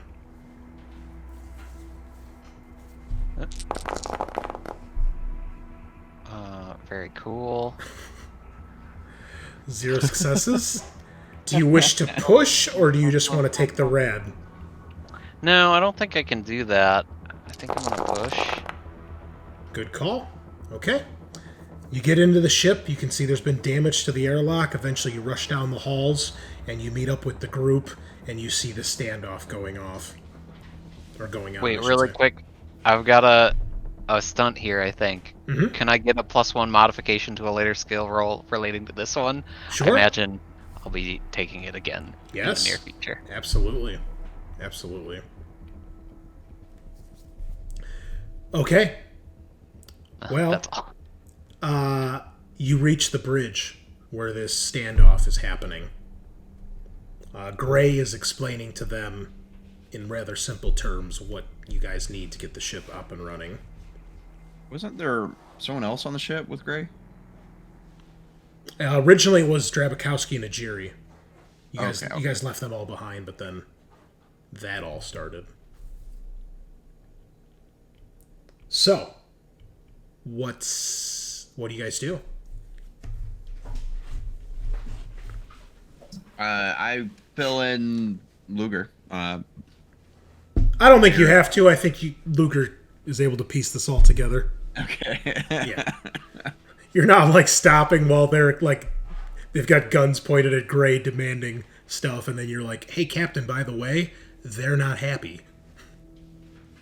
Yeah. I guess I have a random question. What happened to Wix? He looks to you, the Asian man does, and he says, Wix decided to go off on her little crusade against Stykes. Probably dead, would be my guess. Where is that taking place? Oh, up on the correction module. Once you guys took out the fires, yeah, she got sick of waiting. That's when we broke off. Fuck that. Let those two kill each other. Fuck. I guess the big thing that we have for trying to leave this hellhole is to cut the ship loose. In order to do that, we'll need some heavy machinery. I don't suppose you folks can help us out with that. Ooh, that's going to be another manipulation roll. Try to convince him to play nice. Sure. Can I command instead? Sure. I'm gonna try it. Oh. Oh, everybody's stress goes up by 1. You're trying to tell this hardened criminal how to do things, but you do pass the test with 3 successes. Nicely done. So what do you say to him exactly? Well, if any of us want to get off of this hellhole, then we'll need to cut the ship loose.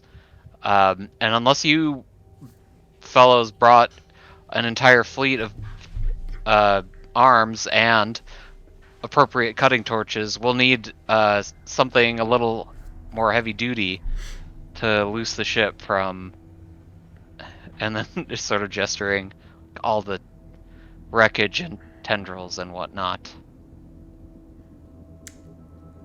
You see, he goes, all right, Captain. And he puts the gun down in his holster and he goes, as you can see, we've got a few things here that can help with. I can send some of my guys to grab some more gear and we can help cut you out. But we're staying on the ship. You're taking us with. Okay. Where's the other gear? If we need to... Oh, I believe the captain might have that list. It was a list that, what's-his-face, Gray gave you guys earlier. Yeah, stuff on the ship. I think we took some amount of it, but we had the power loaders, grappling guns, bolt guns. No, I'm talking about the stuff that that Gray gave you. So the cutting tools are either they're in the machine room and the plasma relay stations. You could also potentially use the EVA pods. They have similar tools, like these little arms attached to them that can do the same thing. Those are all throughout the station. But, yeah, the machine room and the plasma relay stations. Which deck are those on? I believe that is H.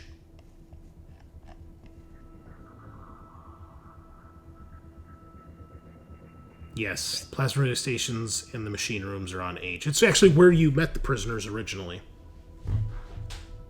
So they brought some of that stuff, but everybody had different gear, because obviously some of that was taken by the other prisoners, too.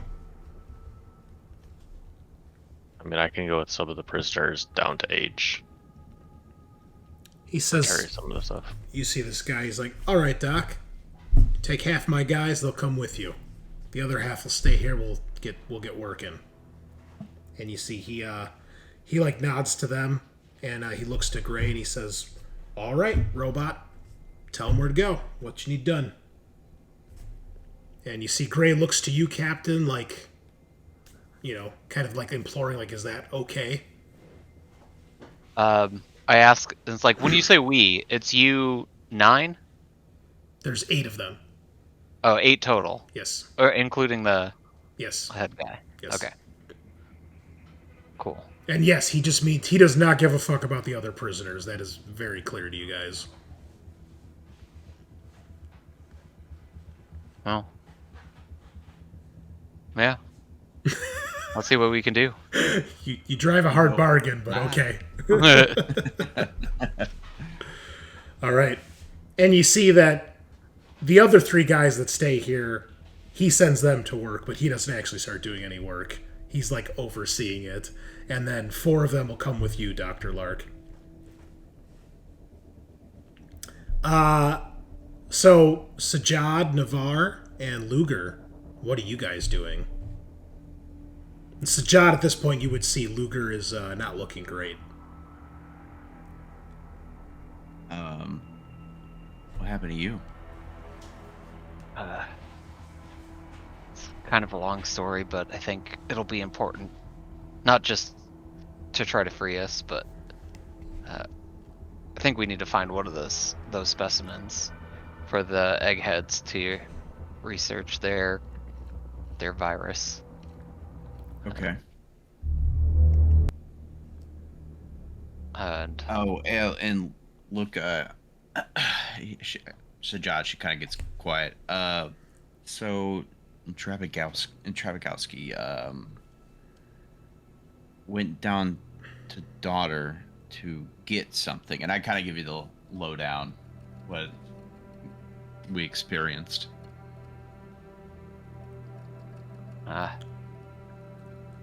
Yeah, there was something that she had pulled off of the mother system as well that Webb was looking for. I guess some part of his research, maybe? I'm not really sure what it was. Well, she's definitely hiding. I don't think she's a threat. You know, that's kind of where my concern starts and ends. But she's not telling us everything. Even if she's not a threat, what she's doing may be a threat. I don't know. It is at this point, as you are discussing this, that you realize Trabakowski and Ajiri, they're not here. Son of a bitch.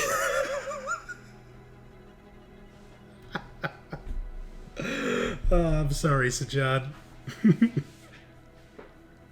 I get in comms for Najiri. Come in. Sergeant, I'm here. Where the hell are you and Trabakowski? I'm trying to track her down. She took off again when we were going through the E-deck. What's your position? I think she's heading up. I'm not sure where.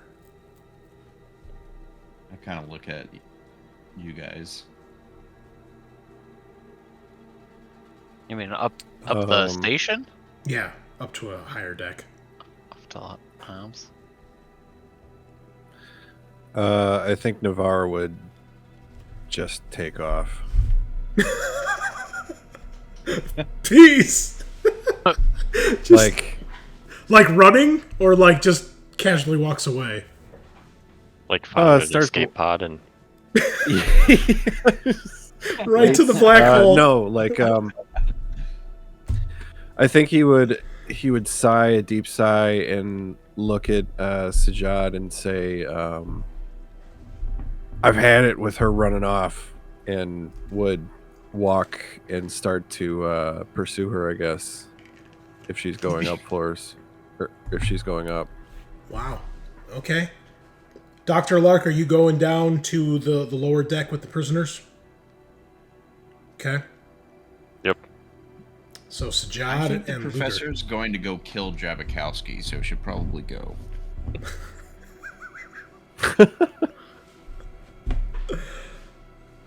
Lugar?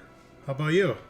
Um, It's basically you and Sajaad standing there, and Gray is like, he's off showing the prisoners what to do. And the one guy is like kicked his feet up on the one of the dashboards.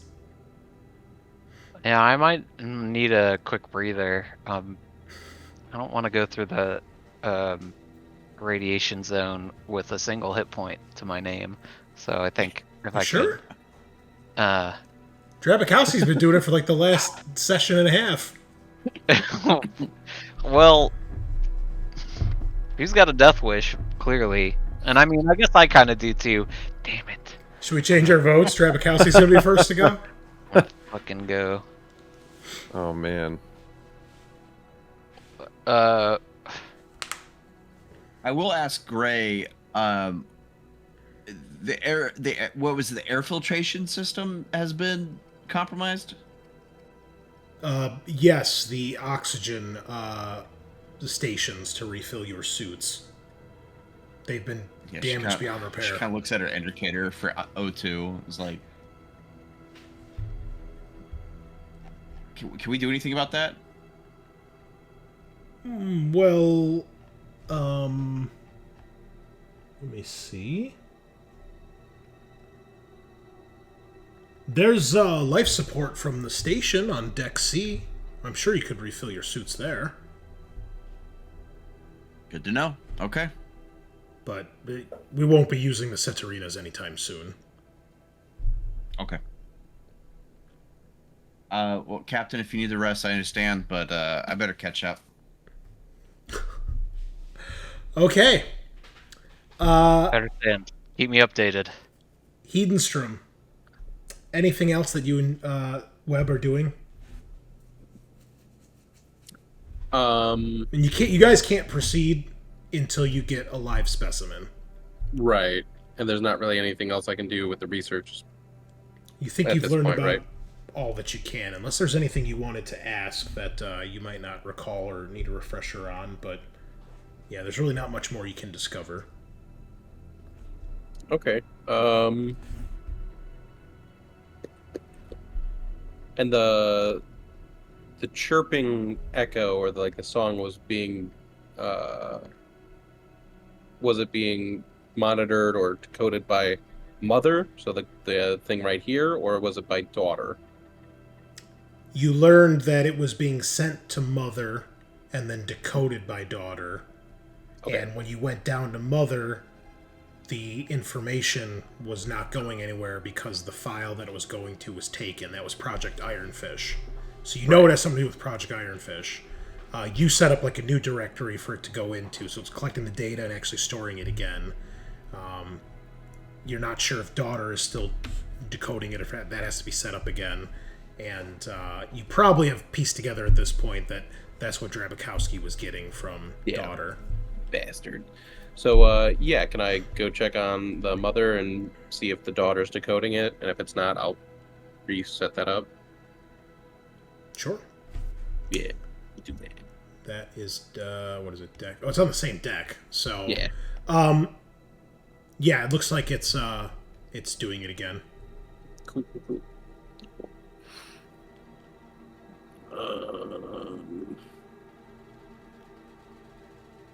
Yeah, I mean, I guess I'll just kind of wait around, let my my stress decrease, Okay. and shoot the scientific shit with the Dr. Webb. See how life's been treating him. All right. Well, you can tell that it's from all the exposure to the black hole that he was losing his shit. But Dr. Lark has since kind of got him back on track, it seems. And now that he's focused on the cure and he seems to have a purpose, he seems good to go. So let's see. We'll start with Dr. Lark. You guys, you and your 4 prison bros, make your way down to the factory complex, back the way you came. Unfortunately, you do have to go through the radiation again. I will need another rad from you. Is that radiation on G? It's when you leave the ship. It's right outside the ship. Yeah. That's where the extreme stuff that you just can't avoid. Okay. I won't make you take the mobility test again, though, because you guys just did that, so you kind of have an idea how to get through there. Ooh.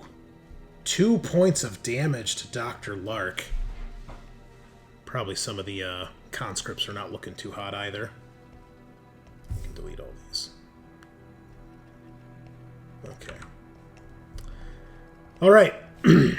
I don't think there's really any other extreme radiation you have to worry about, though. Everything else is weak or strong. So you just make your way straight down. Yeah. When you do get to G deck, Dr. Lark, the beating that you've been hearing in the back of your mind, this heartbeat that seems to thrum in connection with the station, is louder and stronger than you have heard it at any point. But when you're on this deck, it is almost like your ear is pressed up against somebody's chest. That's how clear it is. Do you do anything, or you just continue onwards? Where is the... And as a matter of Where are fact, we on G? you're right here at the chute. Right here? Okay. When you are walking down the ladder and you get to this deck and you see the door and you can hear this heartbeat thumping in your mind, or perhaps it's the station itself. It's hard to tell at this point what the difference is. You're overcome with a feeling of calm and tranquility. You actually lose a point of stress. I am going to tell the prisoners to go on, and that I forgot something here. Okay. Let's see. Do they even give a fuck? Let me see. Probably not.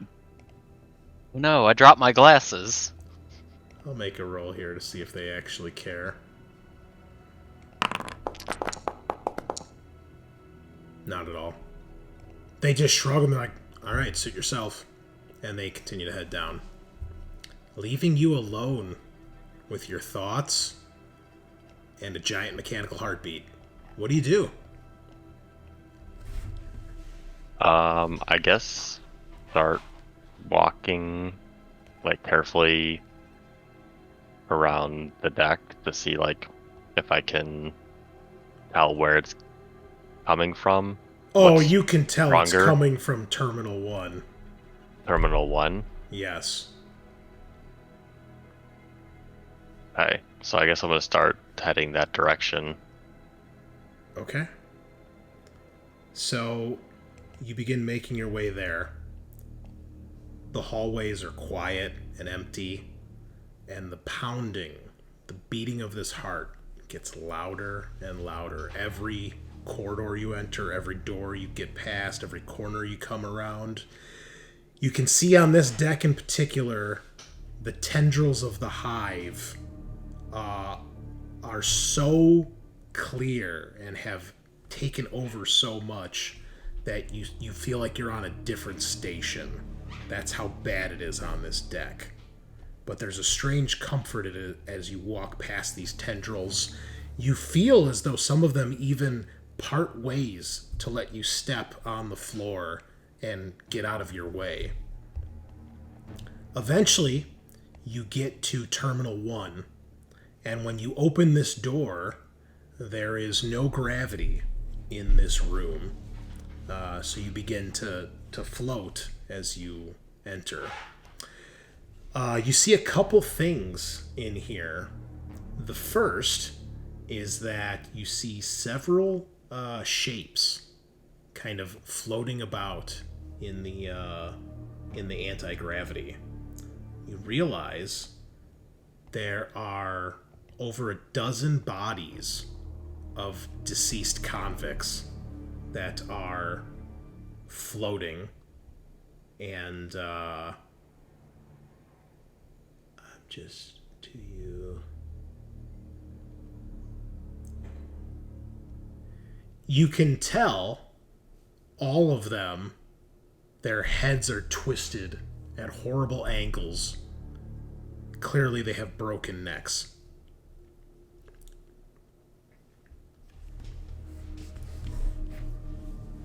In the distance, as you make your way further into the chamber, you see a massive shape.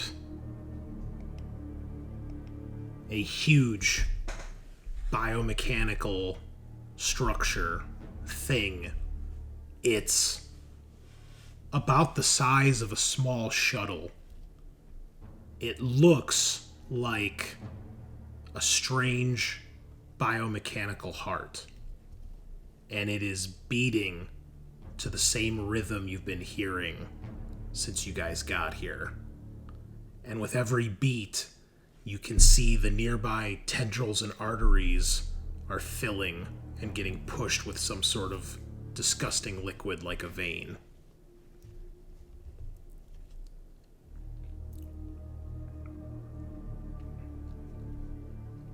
What do you do? I guess I'm gonna get closer to it.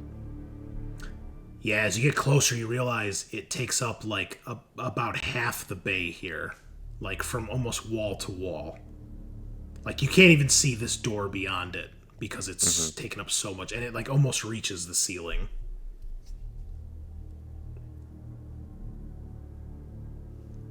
And I think there's a story card you're supposed to get here. Okay. Let me check.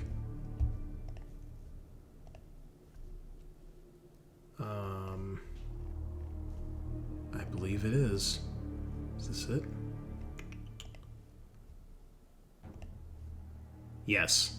I'm going to put this on your character sheet. It'll end up in your agendas. Oh, yep, I see.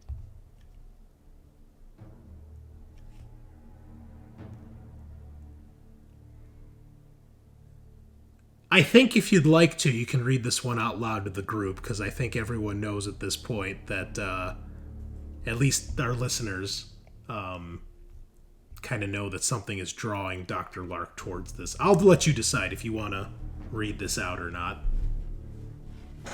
Sure, I can read this one. The black pulsating mass on the hangar deck is calling you. You must answer. You're empowered by it. You need to find out what's inside this heart now. Your stress level is immediately reduced to 0, and you get +2 to all strength and agility rolls for 1 turn, or as long as I am inside the heart of darkness. To the line. Does it look like I can, like, climb inside? As a matter of fact, as you approach, you see some of the tendrils writhe away, and a ventricle opens up, as if inviting you in. I don't think I can deny it now. Don't go in there. It's too late for me. You let me go that's by bad. myself. That's bad. As great of a spot that would be to end the session, it's just too early too. But that would have been a perfect place to see Dr. Lark going inside the heart. So we'll just take your token off the board for now as you disappear into the darkness. Meanwhile, Sajaad, you went after Navarre, who went after Drabakowski, correct? Right. Okay. All right.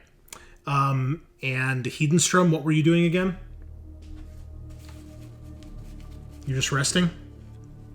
Yeah, I guess just kind of chilling. Can he, like, examine how the resin would interact with his blood, and then the samples from Lugar? See if there's any weird differences or interactions. Well, with Lugar's blood, there's not really any reaction. Right, because it's yeah, already got the Draconis. Exactly. But when you introduce it to a sample of your blood in a dish, you can see the strain begins to attack it and envelop it and infect it, basically. Okay. I was also going to say, as you go to Mother, you decide, okay, I'm going to rest for a little bit, so you can reduce your stress by at least 1 right now. Nice. You do see, going up the ladder, you see Drabakowski. You see through the window. You see her climbing up. I'll knock on the window. Either she doesn't hear you or she ignores you. I mean, she might not hear you because these are meant to be Space doors. Yeah, so Okay. space doors. Yeah, I guess I'll just kind of pop in to the chute and be like, hey, Drabakowski, what are you doing? Where are you going? Let's see if answers you or not. Dude, all this intrigue is so fucking great. I love it. Oh yeah.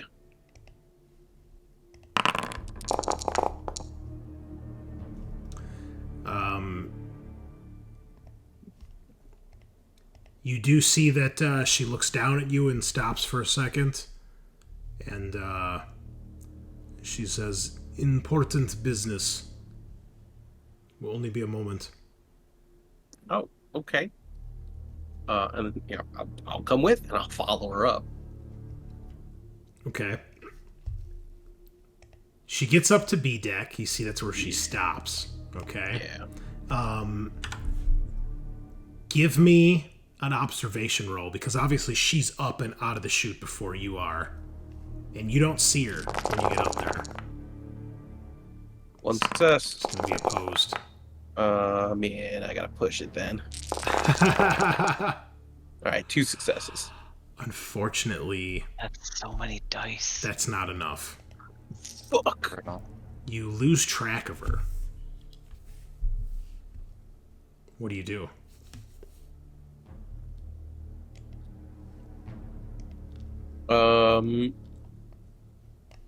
I guess I'll check around the observation deck, see if I find her. I'll go to like the terminal that we would use to like control stuff. Okay. The damage control terminal. All right. You do start looking around. Are you trying to be quiet at all? Are you like rushing about? Are you just being casual about this?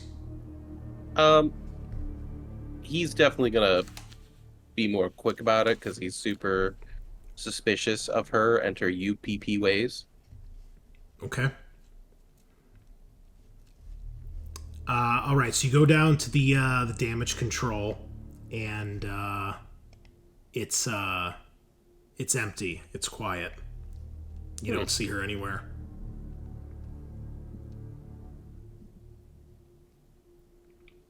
Then I guess I go up to the A deck. Okay. You get up there, and it is empty. She is not there. The shutter is still closed. Oh, that's good.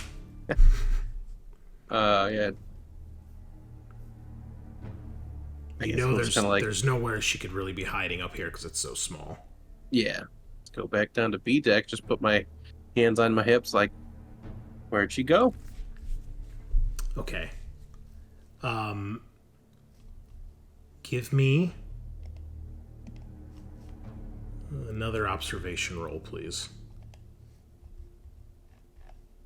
Okay. Optional if you want to do it. Oh well. Freeze. Okay. So you did pass, but again, you fail because of this. But so you Right. panic, freeze. Your stress goes up by 1. Okay. And this is what happens. You get down here, you start looking around, and then you can hear ever so softly, you can hear Drabakowski's voice. And you turn around the corner down here, you can see she is in this room. You can see she's working at a terminal, and you can hear, you can see that she's obviously reading or looking at something. And you hear her, she's on the comms with someone else. And she says,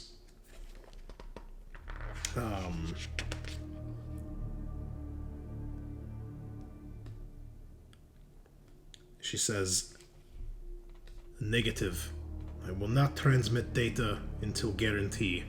You leave everyone else alone, I give you data. They need nothing to do with this. You can tell she's either arguing or bargaining with someone. Barguing. Barguing. Yeah. Meanwhile, I will need Navarre and Sajaad to give me another rad test as they leave the ship.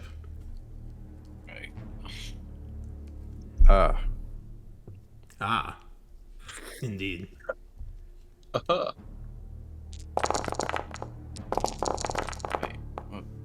Nice. Okay. I Cool. actually gave myself. Oh, wait. No. Well, you guys do gain a rad, so Because you guys go Oh, out we through did. the- Okay. Yeah, so it should. One of my rad pips is red now. That's probably. Did you take damage from it earlier? Ooh. Way earlier, but Oh, I it's- just did that. I think it's because it's permanent. See, it says permanent radiation. Yeah, so I shouldn't have got that.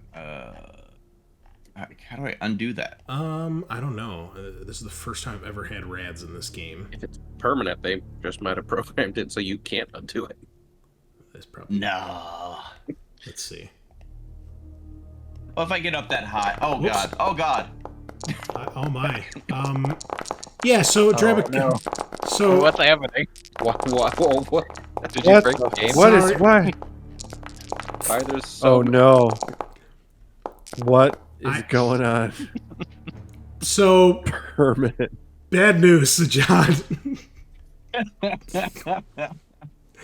It appears I can add more radiation, but I can't get rid of it. Oh, How many points were you at? 3? I think, have 4 points of radiation. Okay. Oh, sorry. All right. Yeah, I can't. Get The rid right of the click permanent ones. reduces. Oh. Yeah, I mean, because yeah, I the, get- the permanent stuff, when you actually get permanent stuff in game, it is forever.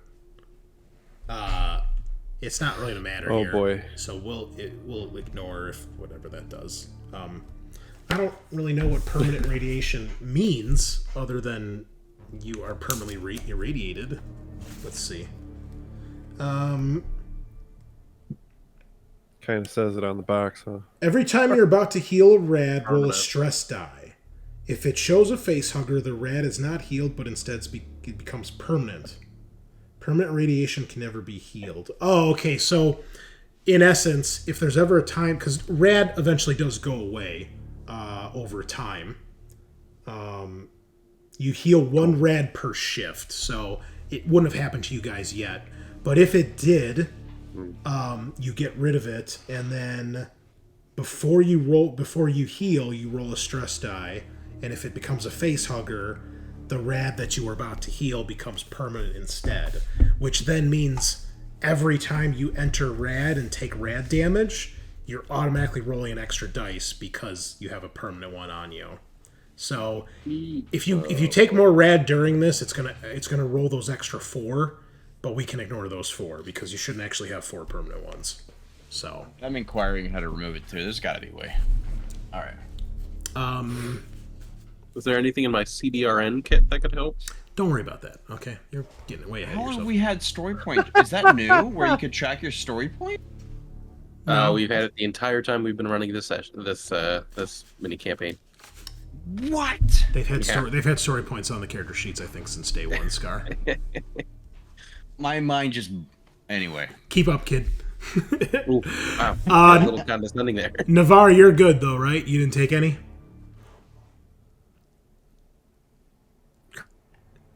Nope. Okay. No, I am. I have to go I'm back with all all this green. radiation because Well, I there's mean- like 100 of them.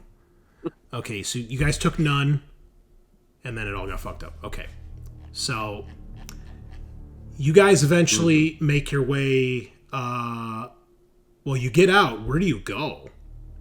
You just, Jerry said going up.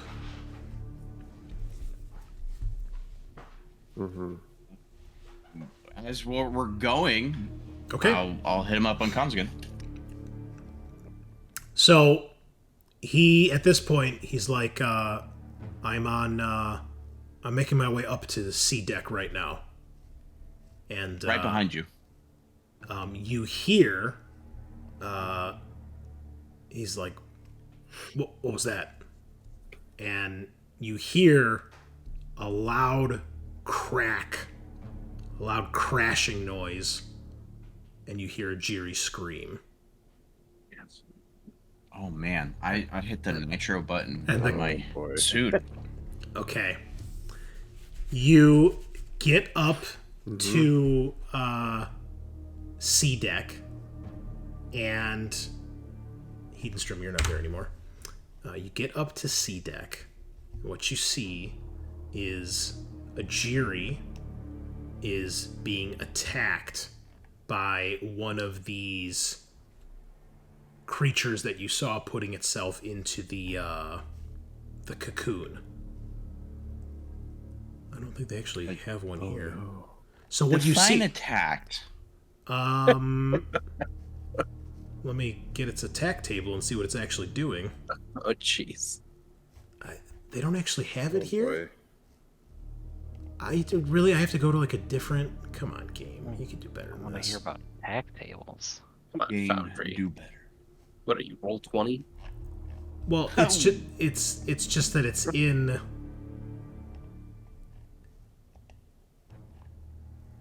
Yeah, they have a monster that could potentially attack you, but it's not actually here. What?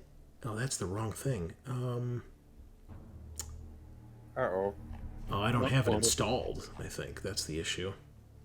Well, fuck me. What's it say in the book?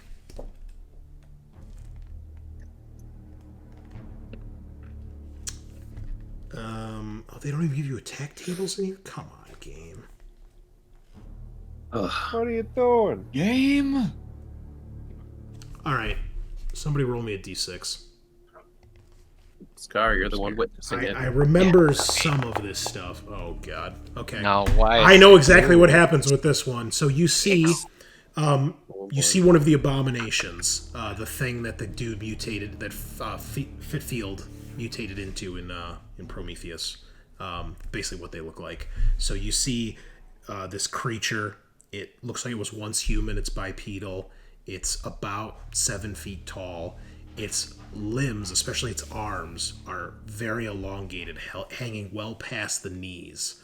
And it's moving like a gorilla, like on its knuckles. Its head looks like its helmet has merged with the head and gives it this weird, glassy, translucent look. And the back of the head is elongated kind of to a point, like the back of the skull just started growing and growing. And it, what you see as you come up the ladder, the door is still open, you see this thing basically dive past the doorway, grabs Ajiri by the head, and pulps his skull. He's screaming. You see blood. Fuck. You hear cracking, and then... and his screams stop, and his lifeless body crumples to the ground.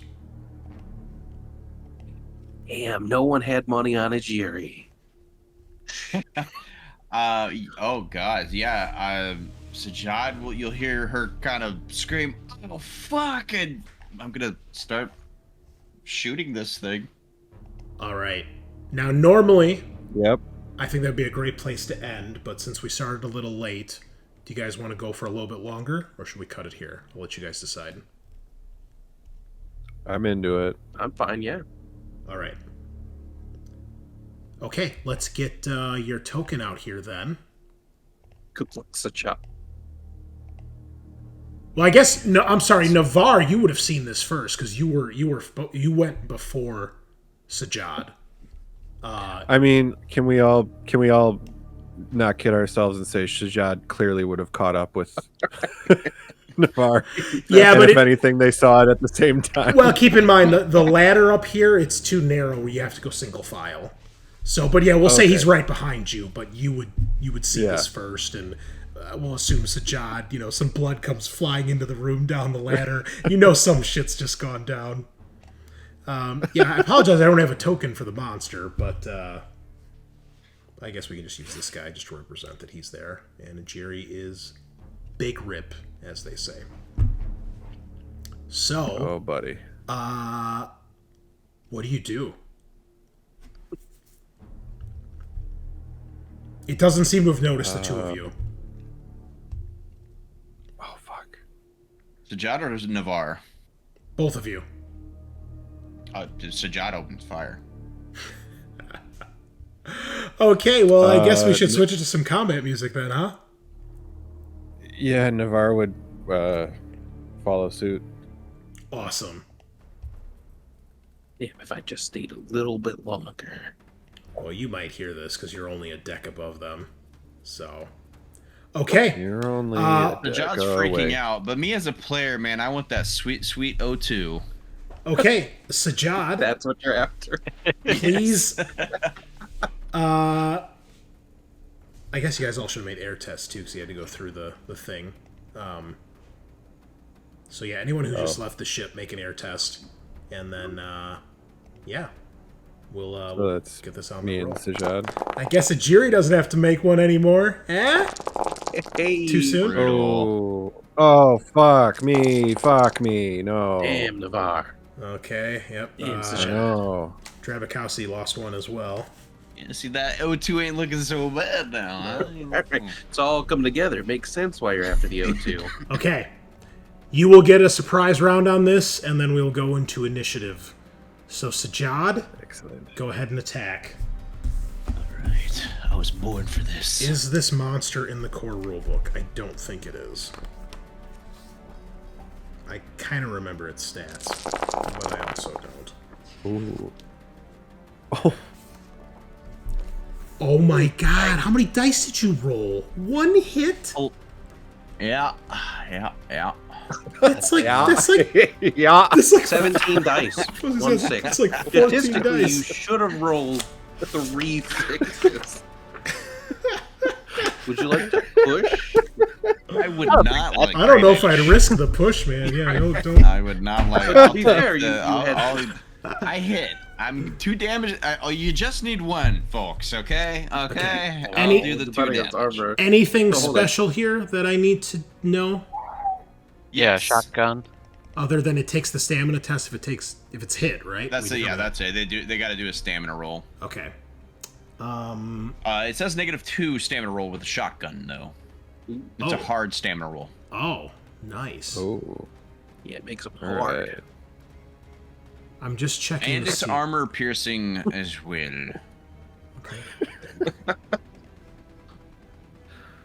Why do I hear music twice? This is really. Oh, I bet it's because it's on this one, right? Yeah. Hold on. Your other window. Yeah. Got those rollers going. It's awful. I can't stand it. Oh, that's better. Okay. I'm hearing like quad drums going in my ear. What's that D beat? Is there anything I can use for this creature? Anything. Why do I not have all this stuff installed? That's my question. Oh, wait. What about here? There's a lot of monsters in this folder. And they're all just like Ooh. regular aliens. And then compendium here. It's because these monsters are from Chariot of the Gods and Destroyer of Worlds, which I don't actually have the modules installed for some reason. What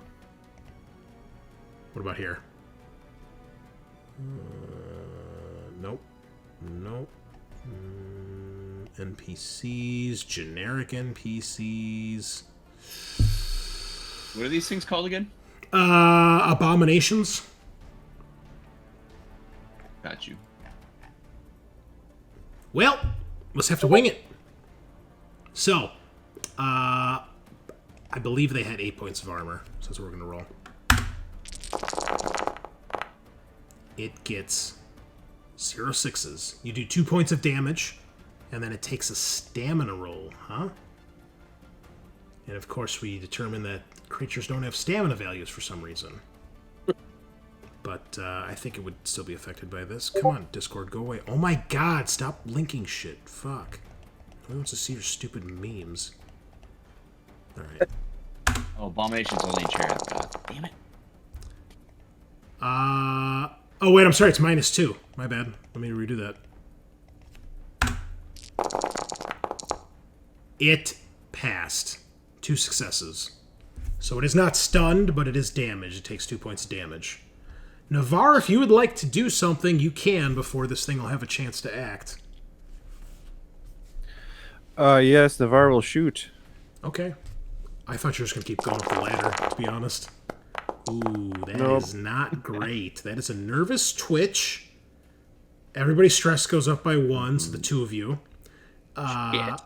However, you run out of ammo, but you do hit. You have 2 hits, so you can use your other one as a stunt if you'd like. Let's see. How about I will do the falls to the ground or is push back? Sure. Yeah. Yeah. You knock it back as it staggers from the sudden attack. It's not expecting it. And so that'll be 1 point of damage. Let me roll for its armor here. Is that gun armor piercing? Yes. Oh, really? Oh, nice. Okay. For some reason, the pistols are armor piercing. Well, probably because you don't have any other guns. But it still rolled a success, so you don't do any damage. Sorry, bro. Is my camera all fucked up again? No, it looked like it was fine. Looked a little blurry to me.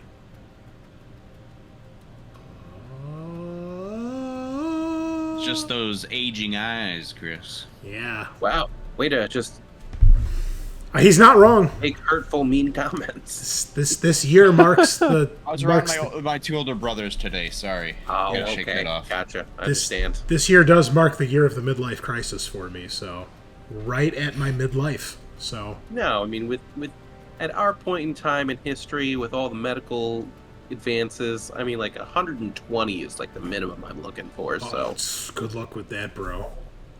60 is gonna be my midlife crisis when I start buying Ferraris and shit. Okay, well, you might actually be able to afford one by then. You won't. Yeah, You won't. yeah. Okay, well, that was not great. You did push it, but it did not take any damage. So now we're going to do initiative. We're going to see if Scaarr remembers how to do initiative in this game. Excuse We went me. over this yesterday. Exactly. I totally remember how to do that. He did not forget yesterday. He was entirely knowledgeable about it. Okay, it's only speed 2. It's not speed 3. We're just using this thing. I saw that on the combat tracker and was like, oh, we're all gonna beat It's it. a 2. That's that shit. It's a 2. You You know what? you knocked him prone though, right? He pushed him back. So he's not. No. We'll say he's like in the next zone over here. However, I did realize something. I've got a whole fucking computer loaded with alien books. Why don't I just pull up a PDF? It's a good point. It's a great point. Doctor. Okay, we're not judging. It's okay. Much. You can judge. I don't mind. Dr. Professor PhD. Berger Hedenstrom. Cinematics. Destroyer Worlds. And that's not it. Probably easier to find in Charity of the Gods. It's in Chariot of the Gods. I just checked Destroyer Worlds. Okay.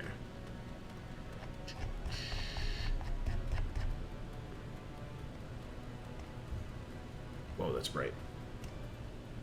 Okay. Abomination coming at you. How close was I on this thing's stats?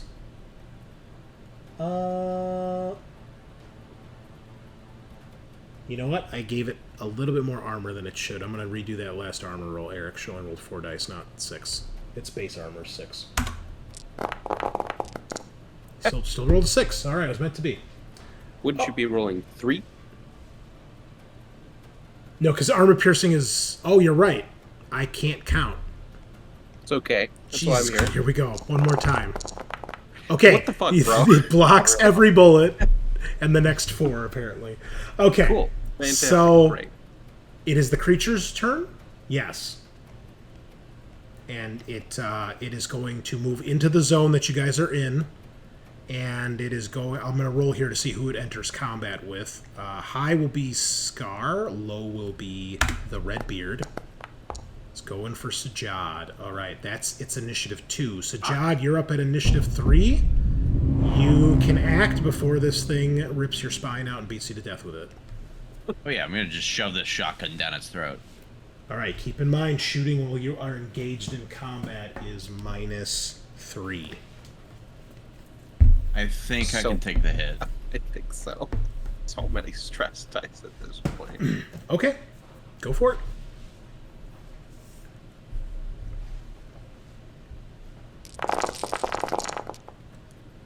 Oh, that would have been a great hit. All the panics. Good You luck, seek- Navarre. You seek cover. Okay, Oh, so no. you are allowed to make a retreat roll if you wish. Otherwise, it's going to get an attack of opportunity on you. So That's your ability, right? your stress goes down by 1. Navarre, yours goes up by 1. And Yep. you panic again anyway, which should actually boost you up to 12 because you were already seeking cover. So I'm just secretly just trying to get rid of my stress. Is the objective So here. 12 is Scream. You scream your lungs out for 1 round, losing your next slow action. Your stress is decreased by 1, but every friendly character who hears you scream must make an immediate panic roll. If you would, please. Oh, Navarre. jeez. Where do I do that? Do I hit stress? Yes. Okay. I'm bad at my job. Tremble. Okay, you're at -2 agility. Could be worse. Great. So, Sajaad goes to retreat when she shoots this thing, unloads her gun, and misses at point blank range as the gun is like knocked aside. She goes to run, and this thing reaches out to grab her, and as it does, she just freezes in place and screams. So it does get to make an attack of opportunity on... Well, no, it doesn't, because you're... I guess technically your panic gets replaced. So Navarre, you have 1 magical turn here to do something. Turn it around, bud. You are not engaged in combat right now, so you're in the same zone, but you're not engaged. Oh, quit saying it like that. Because I'm starting to get ideas. No, I think... So, he has 1 final reload before he's completely out. Okay. Oh yeah, you've got to So, reload. I guess he would shoot again. I believe reloading is a slow action, though. It is. Oh, okay. So, Yeah. what do I do? Well, you only get a shooting is also a slow action. Oh, You get, okay. You get 1 slow action and 1 fast action, or 2 fast actions a turn. Well, you know what? I can't let Sajaad get gone like this. So, would I be able to bust out the stun baton? Hell yeah, you can bust out the stun baton. So how do I re-engage it It would be or a make active? left or right click on the icon of the item. Oh, yeah, I got it. Okay. Wait, no. Come on. You gotta click on the picture. Hence why I said icon. Ah, here we go. Sometimes Alrighty, people don't interpret so- it that way. Sometimes people are dumb. I know. Okay. Okay. Navarre would, yeah, probably just kind of put the gun back in the holster and take out the stun baton, and letting out a war cry would charge at the thing. I mean, depending on what your stats are, you are at -2 for agility, so shooting is less effective right now anyway. Yeah, that's why I was thinking Entirely probably Yeah, that's all. probably a stun baton would be better. Yeah. Alrighty. We've already So, determined here that we go. Navarre is like ex-secret agent or something. Yeah, absolutely. I It hope works so. against the synths. 2 successes. Do you want to push? Oh.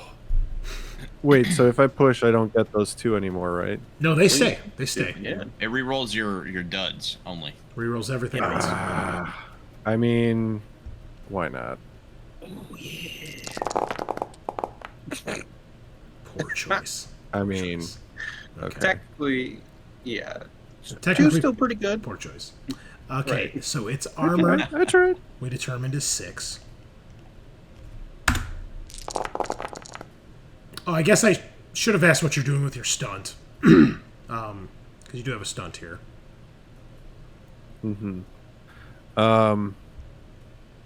I would say.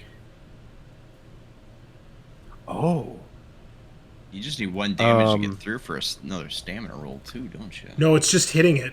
Remember, we determined you just have to be... The attack just has to hit for the stun baton. So one of the stunts is you knock or pull a weapon or other object from your opponent. Could I loosen Sajaad? Sajaad has not actually been grabbed yet. She's about to be attacked. Oh. Okay. Well, in that case, I would, inflict 1 point of damage. One more. All right. So it rolled 1 success, so you do 1 more point of damage on it. So you've done a total of 3 so far. Okay. Cool. Stamina test. Oh, for me? No, for it. And it failed. Oh, I'm sorry, hold on. It was supposed to be 1 more. It's supposed to be 8, not 7.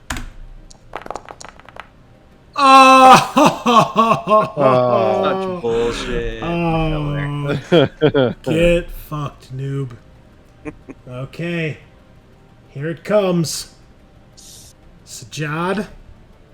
Just gonna keep shaking my head. It rolls a 1. Horrible roar. The abomination screams in fury.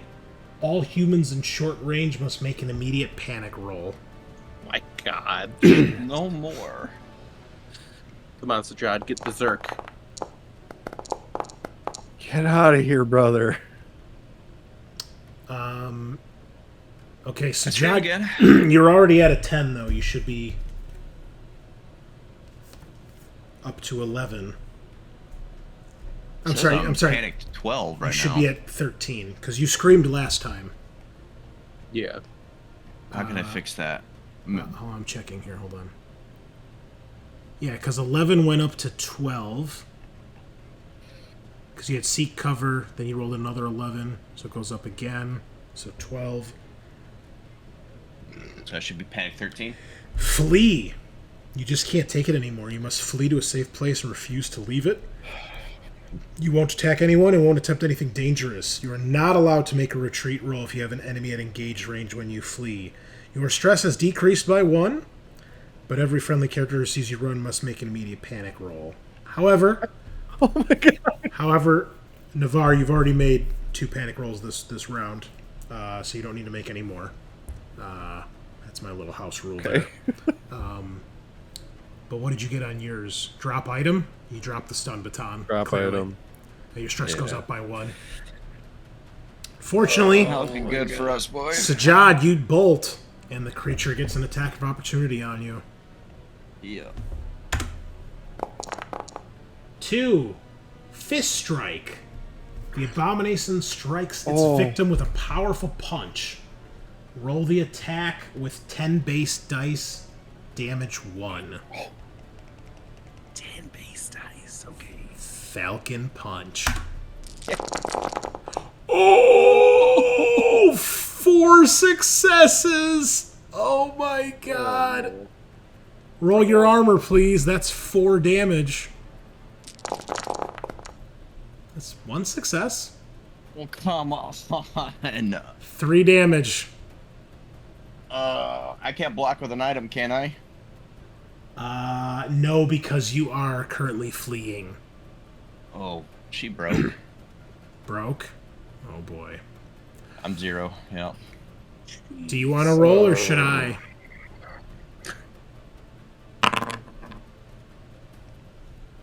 Busted kidney. It makes sense. You turn to run and he punches Yeah, you in the fucking kidney. Just a kidney punch. Jeez.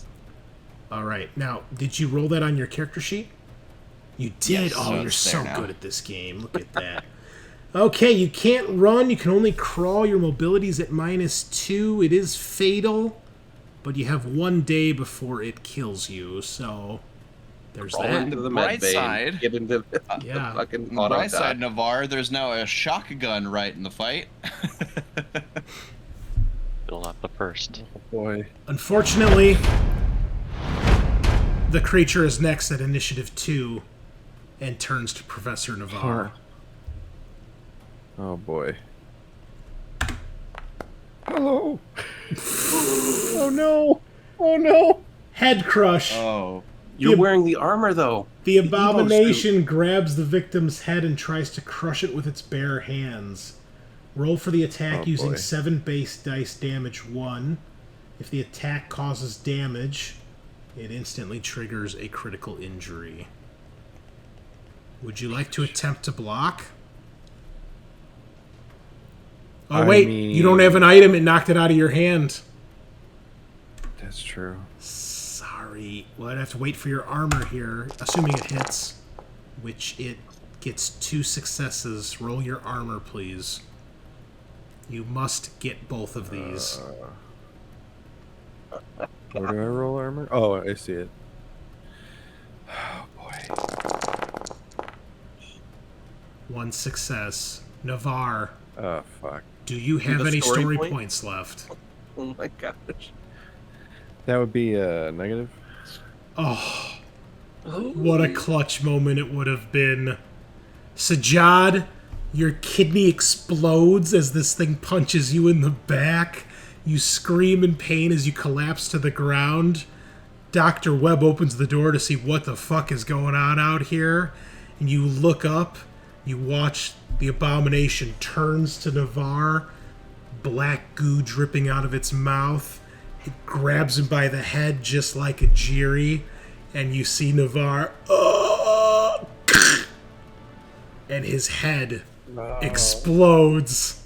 He was almost the first to go, So close. and his lifeless PC. body ends up right next to the other headless body.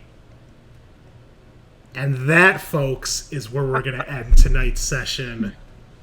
One NPC, one PC, and another PC very, very injured. I don't think I could have rolled worse, honestly. Yeah, it was pretty bad. That was Yeah. Cephalenor caliber of rolls. there. Whoa, hold on. Let's No, not- because you actually hit the thing. Yeah, let's not decry the skills Okay. of Sergeant Sajaad, okay? Yeah. You're not killing props every time you take a step. Yeah, you haven't wiped out several small villages worth of people's food. Check out the Patreon if you guys want to see the greatest wizard of all time in Warhammer, folks. It is what do we call him? Blightbringer? Is that his- Lightbringer.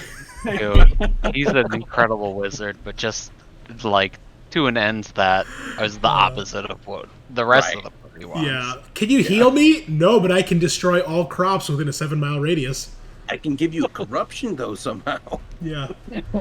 Oh man! Wow, this is amping up, folks. Yeah. It's hard to say if this is the end of Act 2 or not, because we're in the middle of a combat. It certainly feels like the end of Act 2 as things are ramping up. Are we in the middle of combat? I think that combat just ended. Yeah, well, yeah, we have to see what happens to Dr. Webb. No, So, very clearly Like, right now, also, Eden's Sajaad just sliding down Yeah. the ladder with a machine gun ready to save her. yeah, I mean, Hedenstrom, you would probably hear the shouting and the shooting, because you're only a deck above them. I'll let you decide what you want to do with that next time, but... Sure. Yeah, so that's all we got for you tonight, folks. Very exciting session. Things are getting nasty.